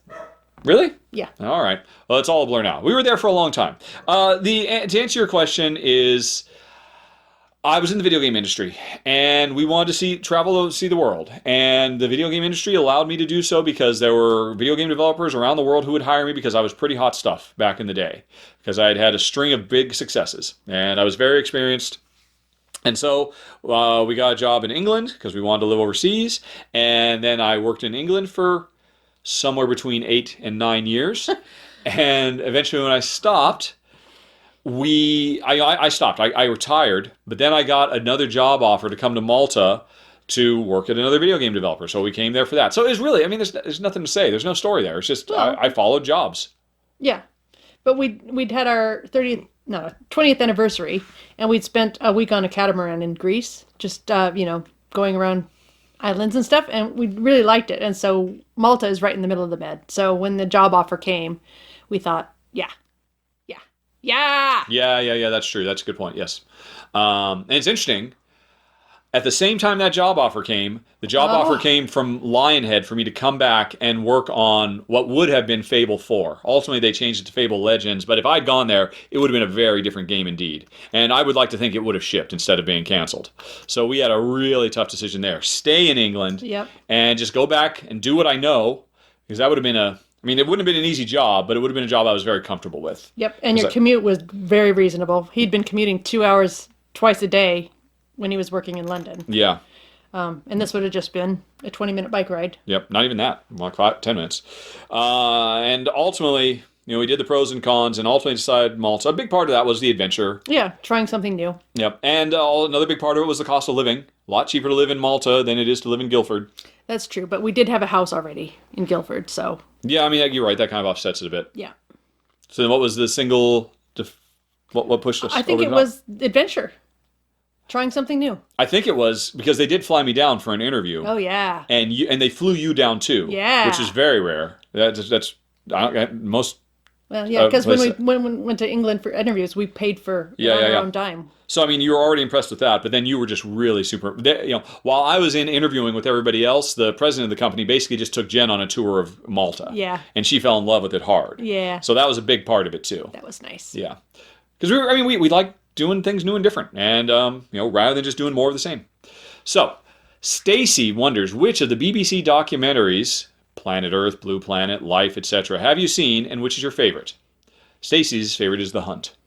Oh. We've seen them. We've seen them all. We haven't seen all of, Blue Planet 2.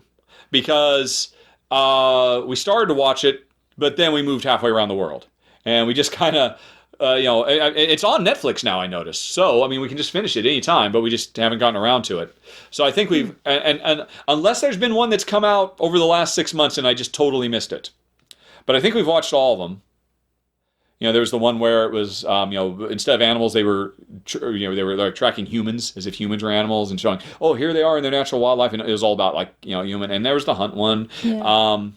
I couldn't say. They're all amazing. They're all amazing. And they all have the capacity to put Jen right to sleep. I don't know why that is. What's the word? I love them. Yeah, it's his voice. Yeah. It's his lovely sing-song voice. Yeah. It's just every word is a lullaby. I don't know, and maybe it's just that the image are just so beautiful that they're relaxing to me. Yep. Oh yeah, totally. But we love them. Yeah, absolutely adore them. Fantastic stuff. Adrian says a couple questions for Jen. If she were to introduce games to non-gamers, which games would she choose? My favorites, I guess, although they might not be the best things to introduce people to the industry. But you choose them anyway? Well, to heck with you and your enjoyment. No. We're playing Roll for the Galaxy. I do like that game. I don't know. That would be something I'd have to think about, and who am I playing with, and what are their interests, and I don't know how you can answer that. I mean, because you'd have to also remember what did I say earlier? Over 1,200 unique games. So, and you could remember maybe a dozen? Hopefully a few more than that, but yeah. I mean, with the ability to recall it. You know what I mean? Yeah, I mean, I would have to read the manual. It's like when you did your top 10, which turned out to be a top 27. Remember, we had to spend hours literally pulling out every single box and me explaining it to you again. Because you remembered very few of them, even though some of we would have even played just like a couple months earlier. So, yeah, that's hard for you to... Yeah. If Jen were to think about it long and hard, I'm trying to think what she would choose rather than just what I would choose. I mean... Well, lately, Fine Sand springs to mind. That's easy. Sure, yeah. You know what? Yeah, Fine Sand. She would totally use Fine Sand. Yep. Because she really likes Fine Sand. I thought that was really fun, yeah. She loves it. And totally easy to teach and totally easy to pick up. Yeah, totally. Anybody could play that. It'd be a little bit of a pain because if you're like a true noob, you should reset the decks to the way they are when they start. It'd be a bit of a pain. Not too much, but it'd be a little bit of a pain, but not too bad. But you would just have me do it anyway. Yeah, I would. Yeah. I don't know. There's stuff like Dixit that doesn't take a lot of explaining or anything. So maybe something like that. I don't know. I'm looking at the wall trying to come up with something. Well, you've already had two. That's pretty good. Okay. And I don't know if I'd say Dixit, though, because Dixit isn't introducing people to modern designer board games. No, it isn't. Dixit is introducing people to a party game. Yeah, and it's more of an experience game than a game. Yeah. But Fine Sands, that's a really good idea. Are you sure you'd do it? Do you think Fine Sand would work? I don't know why not. Imagine introducing, I don't know, some glass friend. If your next glass conference you're going to go to, and what do you do for fun? Oh, I play games. Really? Do you have any? Oh, I have this one. How do you think that would work? I think it'd be great. Yeah? Yeah. Especially because sand is a component of course. Of glass. So there you go. Yeah. All right. Fine Sand it is. It's not a bad one at all. That's a good idea. Do you have a better one? Yeah, I do. Well, what would yours be? I've done a whole top 10 on that very topic, okay, I'm sure. Yeah. I imagine I have. I don't know if I have, but I probably have. But Fine Sand is good. But no, I don't think I would, well, like you said, it definitely has a lot to do with the person. Yeah. I would love Fuse. I think Fuse is a really great one, but there are going to be some people who can't handle it because it's the real time. It's the real time dice diffusing the bomb one. Yeah. That one's just fun in a box, and it's so easy to teach. Anybody could immediately understand it. And the thing is, Fine Sand, if you use that as an introduction, even if they enjoy it, they'd say, well, this isn't that far removed from Hearts. This isn't that's not going to blow them away. The number one thing I would think I would do more than anything else is I would choose a cooperative game, because your average muggle has no idea that cooperative board games even exist. Yeah. And that is the single most revelatory thing you could introduce, that wait, we can sit down and work together. It doesn't have to be about me destroying you. So I would pick a cooperative game. And that's why the first one that popped in my head would be Fuse. But there's other ones as well. Quite frankly, Pandemic is a total no-brainer. Yep, that was a good, very good, lucky thing that we found at Blue Highway Games. Yep. And I think Pandemic has a subject matter that's just very easy to get into. It's easy to get going with very little explanation. But the only tough thing about that is everybody's supposed to keep their hand secret, although nobody does. But no, everybody's just playing open hand Pandemic. And me not telling them what to do, not alphaing the game, but just giving them, so here's what we need to think about. But man, that would be me spending a lot of time explaining stuff, and kind of robbing some of the discovery. So that might be a problem. And again, Fine Sand is great. It's not a bad call at all. I would need to think about this as well. Oh man, you're killing us, Adrian. But you know what? She didn't ask me, so I don't have to answer. That's your problem. If you were to upgrade the components of a game solely with your glasswork, what game would you choose? Well, I've already done it for Pandemic. Yeah. I've done it for Gloomhaven. Not all of the components, but... Yeah. I don't know. That's, again, it's hard. If we had games that we played more often, I would certainly do those. Mm-hmm. But I have so many markers all the time, all around, that if we need one, I just go get one. Yeah. Or 2 or 7. Yeah. So, hard to say. Usually when I do, like when I've gone to Essen in the past, I've tried to coordinate a new marker design with whoever is very generously hosting me. And that has been really fun. That has been a great Kickstarter to a new designer, a lot of creativity. So I've really enjoyed that. Okay. But I'm not doing that this year. Although actually I could get in touch with Dice Tower and find out if they've got a theme to the convention in a month. Oh. And come up with something. I have no idea. I don't think they do that. I mean, you're thinking like how Zomerspell did that. Yeah. Yeah, I don't think Dice Tower does. But we should ask. Natalie wonders, did we put up a Christmas tree? We did. Real or plastic? Sparkly. So that would be fake. What colors did you pick for the ornaments? Oh, well, one of the nice things about being back in the States is my brother-in-law brought up all the crap they've been storing for us while we've been away. He drove it up from California when we moved in. So I actually had my ornaments back from my childhood box of Christmas stuff. So I put up all of my childhood ornaments. And we always had a small tree anyway before when we were living in the U.S. So all of my ornaments are pretty small. And yeah, I thought it looked nice. Yeah. I just punched him in the arm. Yes. Yeah. No, it was nice. It was nice. Yeah. And Bobby came with a little miniature Christmas tree. One that's, what would you say, 3 feet tall? That kind of a size. We put it on a table. Oh, yeah, that was hers we used. Yeah. His mom. And it was a Mylar sparkly holographic sparkly mylar tree. Yes. So I loved it. Yep. Sparkle. Y'all loved it? Yep, and it was all pre-wired, so all you had to do was plug it in and hang the ornaments on it. It's great. All right, and so you kind of answered this. How did you decorate your home for Christmas? Oh, yeah, just got out some of my old Christmas stuff that I haven't seen in 15 years. Mm-hmm. And some of Bobby's Christmas stuff as well, because she had a ton of Christmas stuff. Oh my gosh, so much stuff. Dylan says, in light of the Metal Gear Solid board game that's coming, what did you see as major flaws in Metal Gear Solid on PlayStation? Did these inform the direction of Siphon Filter at all? I remember Siphon Filter being more difficult, a more technical style of game. Is that how you see it? It's kind of hard to fault Metal Gear Solid for anything because everything that's on screen is what they want to do. I mean, I look at that and I feel like they didn't make a single compromise. Everything they wanted to do, they did because they had all the money in the universe and all, a development team and the amount of time that probably destroyed us because we were just a plucky little team just basically sticking out, punching out a game in like less than 18 months. And I'm sure they had, probably 5 times the manpower and at least twice as long to develop it. And, without having to constantly stare down the abyss of threat of cancellation, which we always had to do. But still, that said, stuff I didn't like.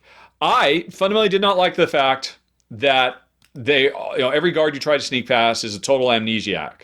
You hide in a box for 3 seconds and they totally forget where you were. That was an anathema to me because, of course, Siphon Filter had stealth elements as well, and we worked really hard to say, hey, yeah, you can sneak around all you want. As soon as you're discovered, there's a consequence to that. From now on, you got to fight the rest of the way, and you got to stick to it, and you got to live with it. And Metal Gear didn't do that, and it was just absolutely ridiculous. And on the one level, I think they would say, yes, that was the point, because it was ridiculous. I mean, because they put in so much silly. And they always had, that's kind of a hallmark of Metal Gear, just that, the absurd elements they throw into the game. So why isn't it absurd that they would chase you around a corner, and then when they get there and they see, oh, there's a big gigantic cardboard box, and I've disappeared, that they would just say, oh, I guess he left, instead of looking under the cardboard box.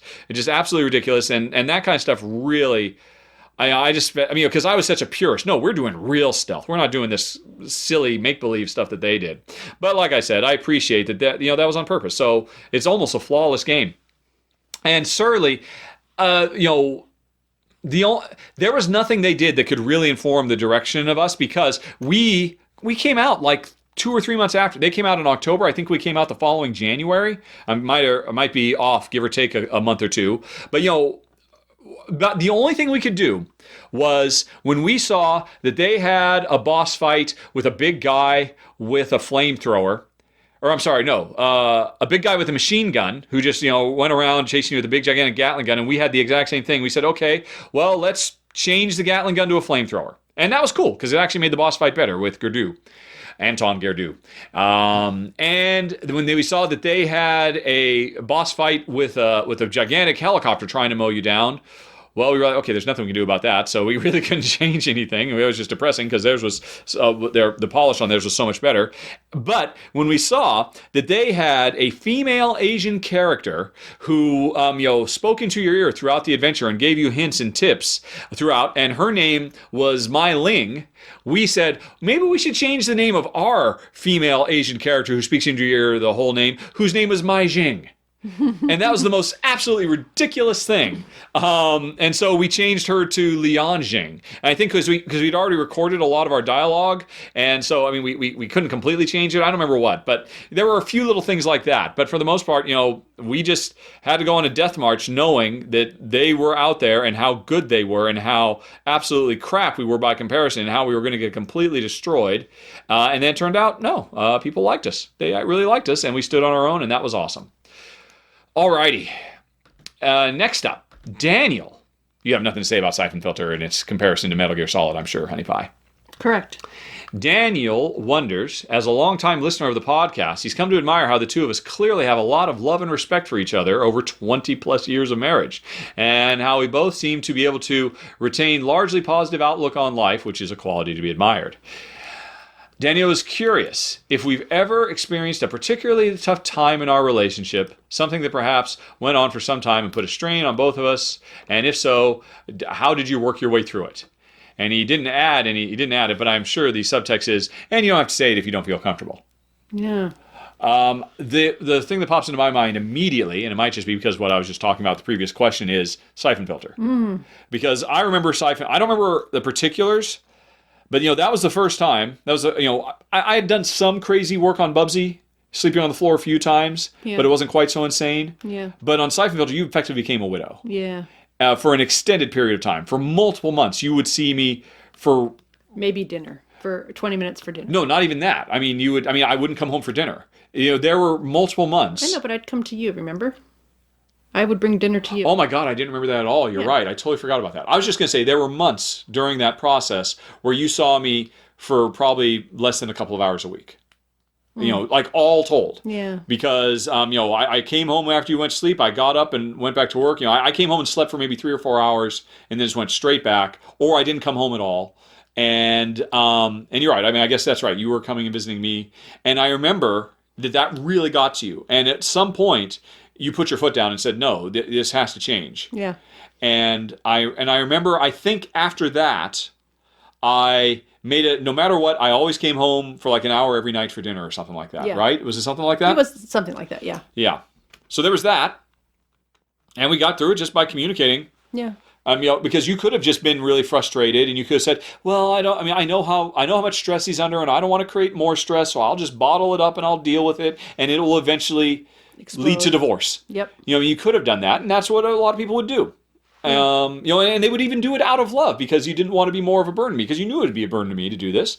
But the important thing was you were comfortable enough in our relationship, and we hadn't even been married that long at that point, really. Less than 10 years. Yeah. 6 or 7 or 8 yeers maybe at that point? I think we moved to Bend in 96. Okay. Yeah, I think Siphon Filter came out in 98. So maybe, no, Siphon came out in 99, I think. Yeah, so yeah, that sounds about right. Yeah. And yeah, and we got married in 91. So we'd hardly really been married that long. Yeah. But we had, the cornerstone is always communication. And, not just the typical, you just have to be ready to listen, but you have to be ready to talk. Yeah. That's the important thing that I think, self-help gurus kind of overlook. Yeah. Because it doesn't do any good to listen if your partner isn't actually comfortable to actually speak about, what's bothering. him or her. Yeah. Right? Yeah. And that's one thing that's really big with me is I'll know something's wrong with me, that I'm unhappy about something, and I will just go and I will think about it. And once I get it figured out, then we sit down and we have the talk. But I try not to come at you with a whole bunch of unformed unhappiness. Uh-huh. Because that's just me venting my spleen. So I try not to do that. Yeah. But so I think it is really important for a person to know what she's unhappy about. Or he. Yep. Yep. And also maybe have thought about some steps that can be taken that would mitigate the unhappiness.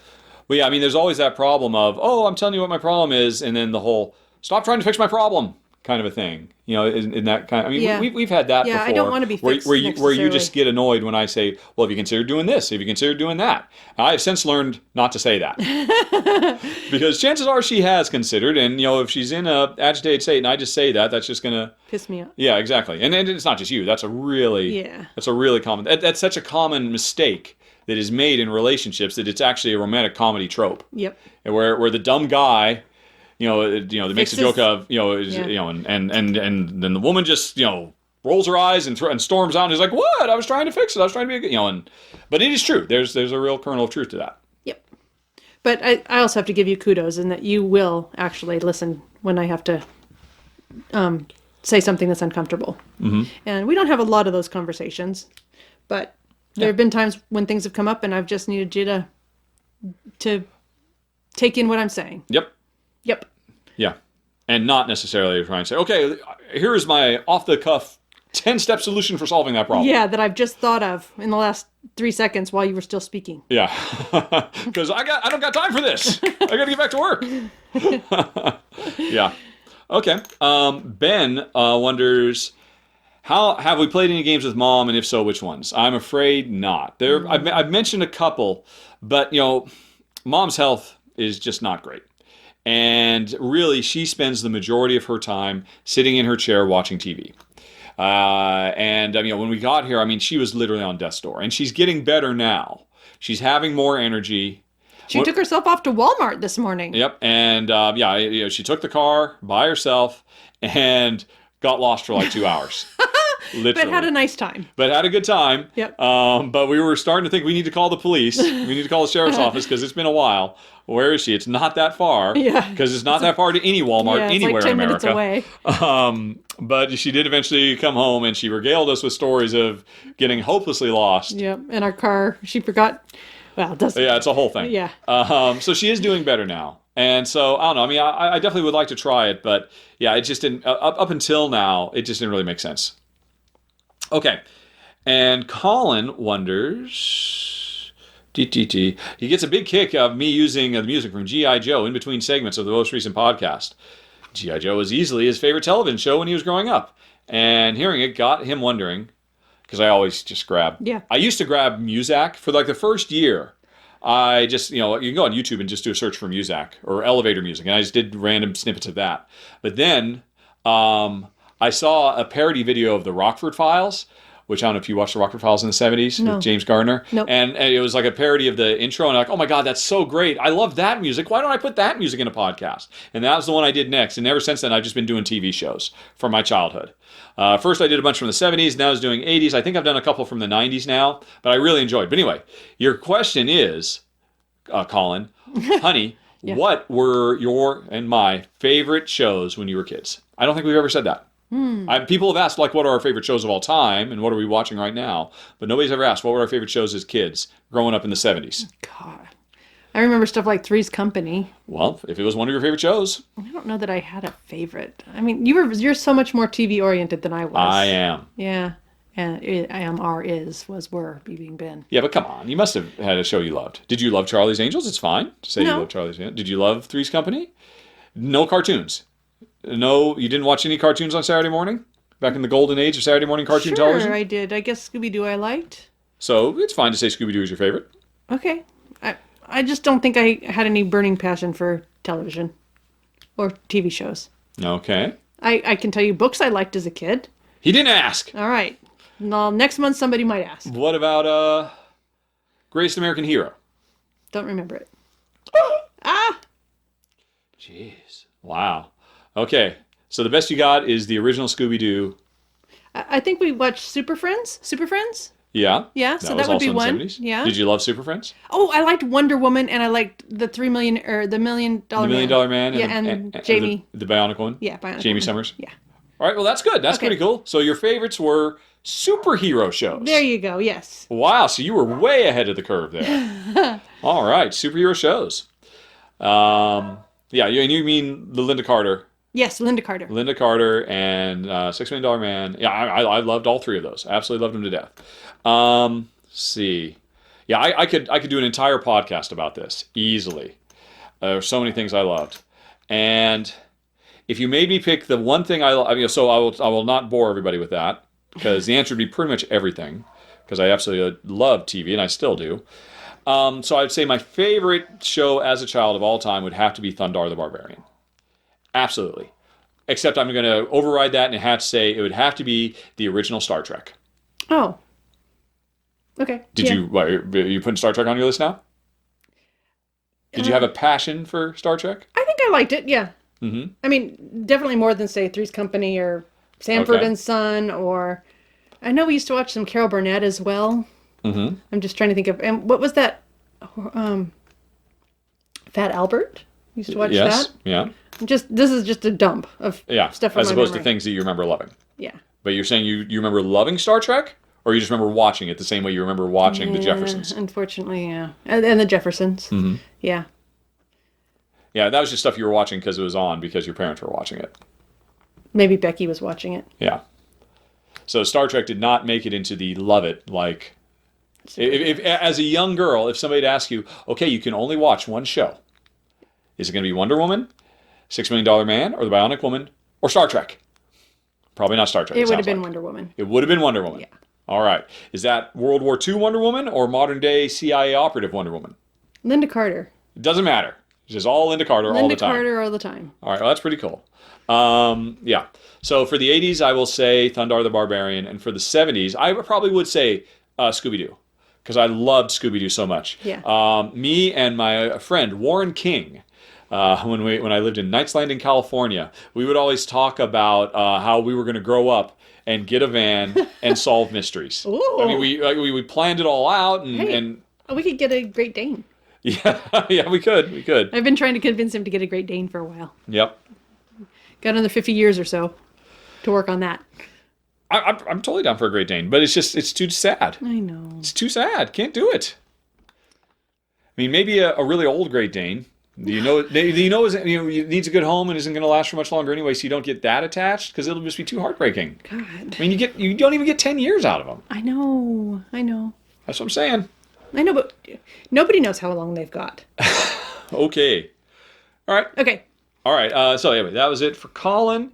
Then on to Thomas. And like I said, seriously, I could do an entire podcast series just talking at great length about shows I loved as a kid. I actually wrote a script for Dungeons and Dragons because I always drove in. Did you watch Dungeons and Dragons on Saturday mornings? It was about the kids who got sent into a fantasy Dungeons and Dragons world. Nope. Cavalier, Paladin, Acrobat, Ranger, nope. Barbarian. Nope. Never. Nothing. Thief. I mean, I know what it is now, of course. Yeah. Eric was always my favorite character. And he was always the butt of the jokes and all of that. And it drove me nuts. So I actually wrote a script where he saved everybody. They were trapped in a maze. And V'ger had mind-controlled everybody. And for whatever reason, Eric's shield protected him. And so all the kids were trying to take him down. And he had to take down every single one of his friends using only his shield and his cunning. Because he was smart. And he was the hero and saved them all. And I was a total geek. I was such a geek. Alrighty, anyway, I still remember that. Thomas wonders. He's not sure if we talked about this, but he wonders if we could share some of the biggest challenges faced in the making of Siphon Filter. I feel like we've kind of talked about that in this very episode. What was the final product truthful to the game and your team had in mind? Right. So Siphon Filter started out, Sony had we would sign to do anything after Bubsy because we were about to go out of business. Nobody would hire us, but they signed us. They had a pitch for Siphon Filter that was kind of themed off of Golgo 13, crossed with Tech War.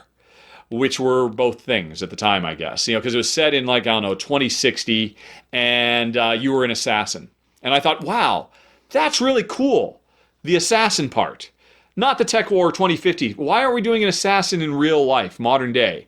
Because I was a big fan of the Wachowski brothers' Assassins, starring Antonio Banderas and Sylvester Stallone. And I thought, why hasn't somebody made a game out of this? Because at the time, nobody made real-world games. They were always fantastical science fiction things. And, when we started working on it, GoldenEye hadn't come out. Tomb Raider had. And GoldenEye did come out. No, GoldenEye had just come out, and Tomb Raider had been out, and I thought, hey, we can make an Assassin's game, a modern-day assassination game, where you're an assassin with a heart of gold, like Sylvester Stallone in the movie Assassins, not like Antonio Banderas, who was the evil assassin. But we could do that and cross the gameplay of GoldenEye and Tomb Raider, because I thought those were both amazing games, that they both had fundamental mistakes. Because I loved in GoldenEye was the first game, everybody forgets, that had actual objectives in gameplay. It was something more than just open red doors with red keys, which is really the extent of it in action, games of the time, in the burgeoning, growing field of 3D action games. So GoldenEye was revelatory in that regard, but it was so problematic because the objectives never changed, and I thought that was kind of boring. Why don't they change? Why don't they dynamically change? You do something, and oh my God, everything changes, and now we have to undo everything. And I thought that would be really cool, and so that was what I wanted to do with GoldenEye. And what I loved about Tomb Raider was the way they did third-person shooting, because the only thing before it was flashback, and that was really terrible, by association. And the freedom you had to move around in Tomb Raider I thought was absolutely brilliant. But the problem was, even with the tank controls, which we copied, obviously, the problem was you didn't have control over it. It was just, okay, I have to get the bad guy. I have to position myself so the bad guy is within 180 degrees in front of me, and then Laura will take over the rest and just automatically shoot, and I can move around. But you were kind of limited. And I thought, why don't I have control over that? Why can't I hold a button and the game will lock on, and then I'm free to move wherever I want? Because then you could have much more cool cinematic action set pieces like no one had ever seen before. Because I was a huge fan of John Woo, Hong Kong bullet cinema, what do you call it? Or, bullet opera? I forget what they called it back in the day, with Chow Yun-Fat. And I really wanted to capture the sense of those movies with the assassin setting, borrowing and improving on the gameplay of GoldenEye and Tomb Raider. And in all honesty, I think at the end, we did accomplish that. That is what made Siphon Filter stand out. That was the original vision, and we saw it through. Now, a lot of stuff changed along the way, the most obvious being that you are not an assassin in Siphon Filter because Sony would not allow it. Our lead producer, Connie Booth, she was great. She was so supportive. And as it happens, she had a secret lifelong goal of being a counterintelligence agent. She actually went to college to go into the CIA. And it didn't work out for her, and she ended up in the video game industry instead, which was a pretty big deal too, because she was pretty much the only woman in the industry at that time, in any kind of level of power. I mean, yeah, there was Roberta Williams and a few other, but I mean, Connie is like a really unsung hero of, equality in the video game industry, and nobody knows it, and they really should, because she was brilliant.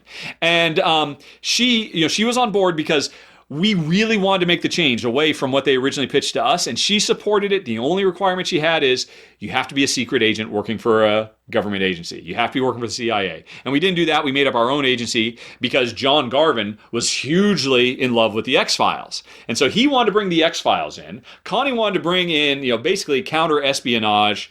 Counterterrorism wasn't a thing at the time, but Siphon Filter became a counterterrorism game well before that was a big deal. Oh, and also, I absolutely loved True Lies. Oh, I love True Lies. Yeah, specifically, I loved Tom Arnold in True Lies. And I love that relationship, that there's this voice in your ear from the guy out in the van who was giving you all those dynamic objective updates. So I wanted True Lies, I wanted John Woo, I wanted Assassins, I wanted Tomb Raider, I wanted GoldenEye. And then, Sony, and then John wanted X-Files, Sony wanted, Spies versus Spy, and all of that is basically what Siphon Filter is. So it worked out. And now, of course, there were a lot of things that didn't work out. Another thing that was really important to me, I'm sorry, I could talk about this all day, and this is probably not interesting to anything other than 5% of the listening audience, so I'll try to get out of it quick. I'm sorry, folks. Another thing that was really important to me is that was right around the time that Quake had come out, and Quake was a big deal, and although everybody forgets about Descent was the really big deal. Quake just built on Descent, but anyway, Descent was a game changer because of the full 3D view, the mouse look and all of that, although again, you got to go back to Descent. But Quake and Descent sacrificed huge armies of bad guys. So you only ever fought like one or two things at a time because of the limitations of, polygonal engines at the time. And I thought that was a real bummer because I missed, taking on 10, 15, 20 bad guys at a time from Doom or Wolfenstein or whatever. And so I really wanted that as well. Now that was impossible for us. But what we ultimately did is we came up with a system where you constantly feel like you're fighting 10, 15, 20 terrorists at a time because they're always coming at you from all angles. And, and that's why, the target locking is so important because you need to have the freedom to just instantly turn the camera around. Before we had analog sticks that would control a camera. So you had to be able to instantly see that guy from behind you because you were just constantly getting attacked from behind. It was totally cheap, totally unfair. But that was part of it because it was the only, because there were at no point in Siphon Filter were there ever more than 5 active NPCs at once. And to be able to do that, they were dumb as rocks. There was no AI for them whatsoever. Actually, their AI was closer to AI from a board game because what Jeff and I had to do in 3D Max, although it was 3D Studio, Max hadn't come out yet, we had to plot out paths that they would follow, and we had to assign properties to the nodes on those paths that said, okay, when they get here, there's a 50-50 chance they'll duck. And then from here to here, they'll crouching walk instead of walk. If they get over here, they'll just duck because we put that over next to a barrel. So it looks like they ran over to a barrel and ducked behind it. They didn't do that. All they were ever doing was, am I closer or farther away than you? I'm trying to maintain a certain distance. Because we could say, if they're aggressive, they want to be close. If they're defensive, they want to be far away. And so they would move around based solely on your moving around. And when they got to a point, they would do whatever we told them to do. And then, like I said, we mixed it up with like some random variants in that. That's how AI worked. And that's how, at the time, we could have the unthinkable idea of 5 active NPCs at once. Metal Gear Solid did not have 5 active NPCs at once because they couldn't pull it off because they were actually doing real AI and stuff, where we were just doing a bunch of cheats. So yeah, there's lots of stuff. Again, much like my favorite cartoons of my childhood, I could go on about Siphon Filter forever. So I'll stop right there and move on to Thomas's next question because Jen's getting a little glazed over, I think. I know you don't follow the video game business anymore. Can you think of one recent game that you think would have specifically enjoyed working on and why? No, I can't. Yeah, Lord of the Rings. Well, sure, any Lord of the Rings, I suppose. Yeah. No, okay, no. No. Not that. No. You forget. Harry Potter! That's right. Why did we even read Harry Potter? Because that was totally off our radar. That's true, yeah. When did it happen? I mean... that was when we were getting ready to leave Texas. And we ultimately went to England and went to Lionhead. But I looked around for a year. Or at least 6 months, I think. Yeah. And there was a potential to work, because we'd both gone through our EverQuest phase by that point. We'd both gotten in, we'd both gotten out, kind of were in sync for a little while, and then I got out and Jen stayed in for a long time and really went into the deep end of the pool. Talk about a strain on our marriage. EverQuest was a strain on our marriage, definitely. Just because it bugged me that you were just spending more time with them than with me. When I was... You never said. I did. No, you didn't. I did totally. No, I totally did all the time. No, you didn't. Anyway, what was I talking about? So there was a potential what was it? It was Varant Studios, Sony Online, which at the time I think it was called Varant. Or no, was it still 989? I forget, whatever. They had the potential to get the license to do a Harry Potter MMO. And at that point, I just wanted to do an MMO because I thought that was really cool. Yeah. I was originally going to do Siphon Filter and MMO, but then I ultimately left when we found out we couldn't because we couldn't move on to PlayStation 2 and we had to continue supporting PlayStation, which is a whole other thing. So I wanted to do an MMO. I was like, okay, well, I don't know what this Harry Potter thing is, but what the heck, I guess I'll read it. And maybe it'll be cool because I'm going to interview about it. And it turned out that never happened. They didn't get the rights. It was speculative, so I never got the job. But after I read the Harry Potter, I said, honey, I think you might want to read this. And then and she just became a total junkie addict. And yeah, because I think the first 2 books were out at that point. It would have been 90. No, it would have been 2000, probably 2003-ish. Yeah, 2003. Yeah, because we moved to England in 2004. Yeah, so yeah, whatever Harry Potter was at that point. I mean, that I would have loved to do that, and I'd still love to do that. I mean, I can think of few franchises that would be better suited to an MMO than Harry Potter.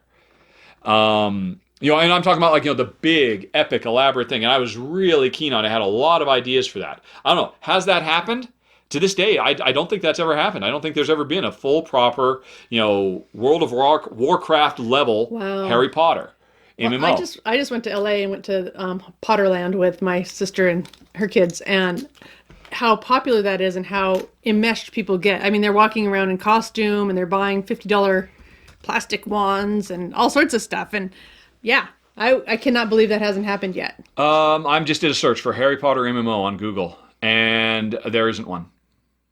Well, I guess although apparently leaked Harry Potter RPG game confirmed is legit.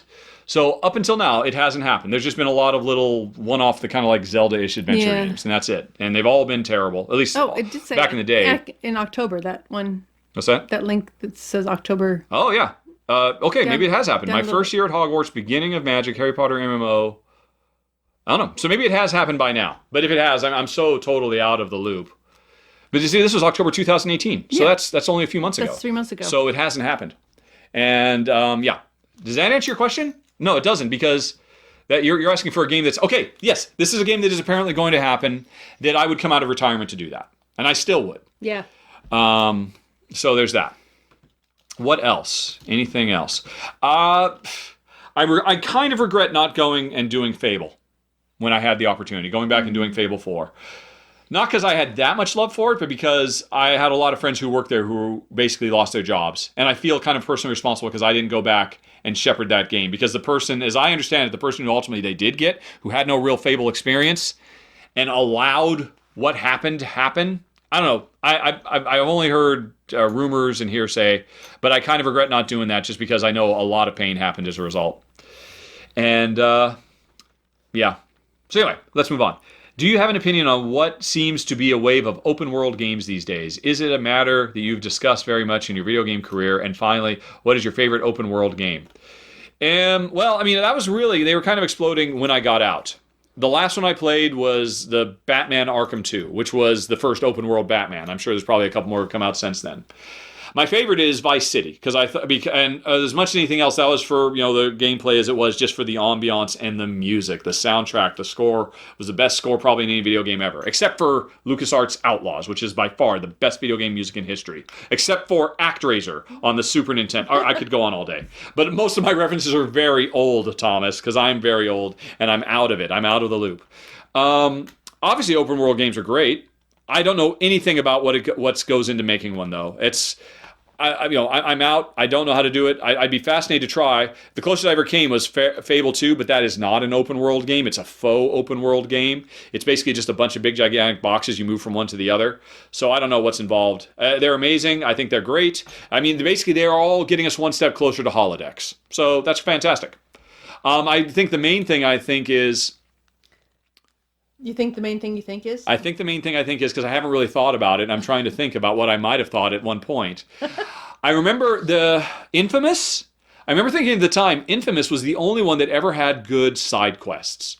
And I can't think of why now. Because the side quests of going around and finding pigeons and whatever they come up with, they're always so terrible. Whereas the ones in Infamous, I think, actually showed a lot of promise. And I think I would have wanted to build on that. I know Infamous 2 came out. I don't know if they did build on it. I don't know. I don't know if the latest Spider-Man is any better, or if you're still just going around to take pictures of various places in New York, and they haven't really worked them into the game proper. I don't know. I'm so out of it, I couldn't say. I got nothing for you, man. Alrighty. Steve wonders, Honey Pie, next to the last, and of course he has 5 questions. Did you get snow in the recent freeze? No. Do you like the snow or hate it for its inconvenience? I love it. I agree with both of those statements. We look forward to it. We're hoping to get it because we haven't had it for years. Apparently, it might snow here tomorrow. Whoa! Yeah. All right. Like serious or just kind of a couple inches kind of thing. Some weak soft snow? Alrighty. Have you found U.S. free-to-air TV has gotten better or worse in the time you've been away from the States? Or do you ever watch it? Free-to-air? I don't know what you mean by free-to-air TV, Steve. Is that just if you turn your channel on your TV? I don't know. I'm not quite sure what... Can you even turn channels on TVs anymore? Yeah. Yeah, kind of. Free-to-air TV. What might that be? What is that? I mean, is that like community TV? Like what Wayne's World was a parody of?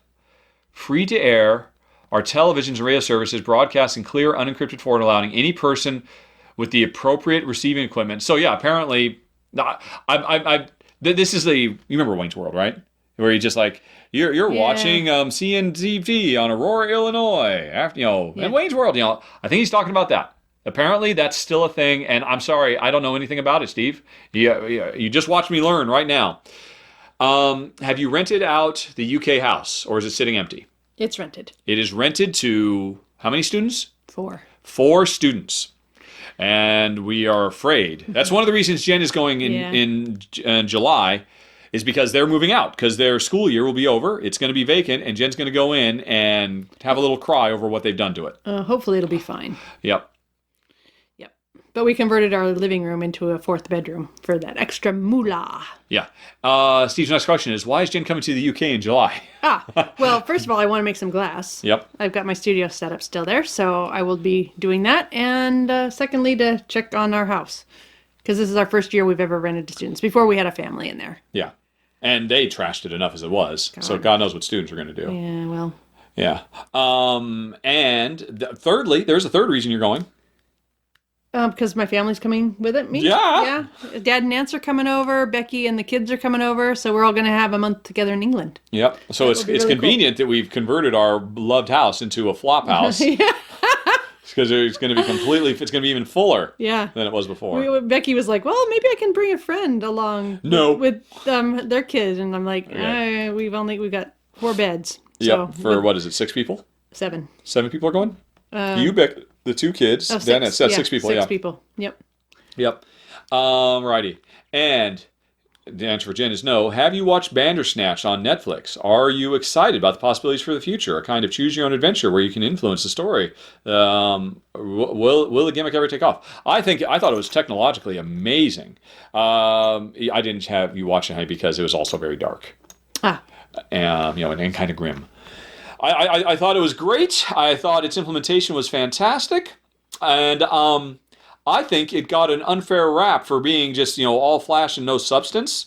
Because I thought it did a really brilliant thing of kind of solving the core issue of Choose Your Own Adventure. The problem with Choose Your Own Adventure over regular linear narrative is a fixed set linear narrative gives the author the tools they need to be able to actually create a through line that gives greater meaning to the story.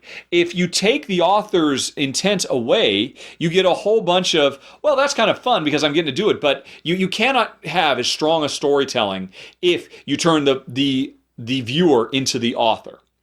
I think that's just kind of a generic issue with Choose Your Own Adventure in general. You'll never get a Choose Your Own Adventure winning the Academy Award because it just can't compete to a piece of work that is done and seen through from start to finish with a singular vision. And yet, the brilliant thing about Bandersnatch, and this is going to be slightly spoilerific for people who have seen Bandersnatch, is they found a way to do that. There is an overarching meta-narrative that allows for authorial intent because there is a right answer, a right ending that actually ties it all together and provides meaning and context for everything you've seen. And it only comes from having experienced all the weak endings, all the traditional typical stuff where that can never be as satisfying, this ending, but I guess it's an ending. Let's see what else happens. After you do all that stuff, it gives you a real ending. And I'm not quite sure because I've never actually looked at the flow charts and figured out what the secret Easter eggs and stuff. But when I did it, I did all the different things. I saw a bunch of endings, and then eventually, when I was going to redo, there was a new choice that popped up, and I assumed it popped up because I'd seen all the important endings. And then the new choice, which it wasn't like I did anything that made it happen, appeared, and it was a genuinely moving and beautiful summation of the story that kind of undid a lot of the darkness and actually had something to say about the human condition that was actually really beautiful. And it was made more beautiful by the fact that I had experienced all these fake endings. And that was brilliant. And so I absolutely loved it. And yeah, I don't know how often you could pull that off because most of the time that wouldn't work. That worked in part because of the weird meta-narrative tricks they were doing. And it was so clever. I was really impressed by it. And yeah, now they've got a nice system. Apparently it wasn't the first one. Apparently this was the second one. They've already done one on some kids cartoon program, and this was their second big rollout. I think it's great that they've now got a system that other authors could potentially use and maybe leverage in new ways that I can't foresee. So I'm excited about it. But again, I don't think it could ever truly compete with traditional linear narrative. even non-linear. I mean, what's it? Memento is a linear narrative, even if it's absolutely insane linearity. And Honey Pie, it's that time. Okay. Henrik has appeared and wants to know, could you please share your wisdom of the month? And unfortunately, your laptop has gone to sleep. You're frantically typing in the password. Okay, she's got it, folks. Here we go. Oh. Wisdom of the month. Oh, no! Okay. It's a quote by Anthony Hopkins. And the actor? The actor that Silence of the Lambs. Yes, that imagine him ruined horror movies for you. I don't think you should imagine that at all. Okay. Well, I mean, maybe thinking that he's a mass murderer helps with the quote. Let's hear it. Anyway, none of us are getting out of here alive. So please stop treating yourself like an afterthought. Eat the delicious food. Walk in the sunshine. Jump in the ocean. Say the truth that you're carrying in your heart like hidden treasure. Be silly. Be kind. Be weird. There's no time for anything else. That's very beautiful, but under what circumstances did Anthony Hopkins say that? It's right here on the piece of paper with his picture on it. Okay. Yep. All right. Well, there we go, folks, and we'll end on that. Yeah. On some quality advice from Hannibal Lecter. Yep. Okay. It really stuck with her, obviously. I know. It's okay. Okay, folks. Thanks for listening once again. We'll be back in a month or so. And now I got to take a break before I record the rest of this out of order for some more non-linearity. Thanks, everybody. Talk to you later. So long. Oh, questions at Rahdo.com, like always. You know the drill. Bye-bye. Bye-bye.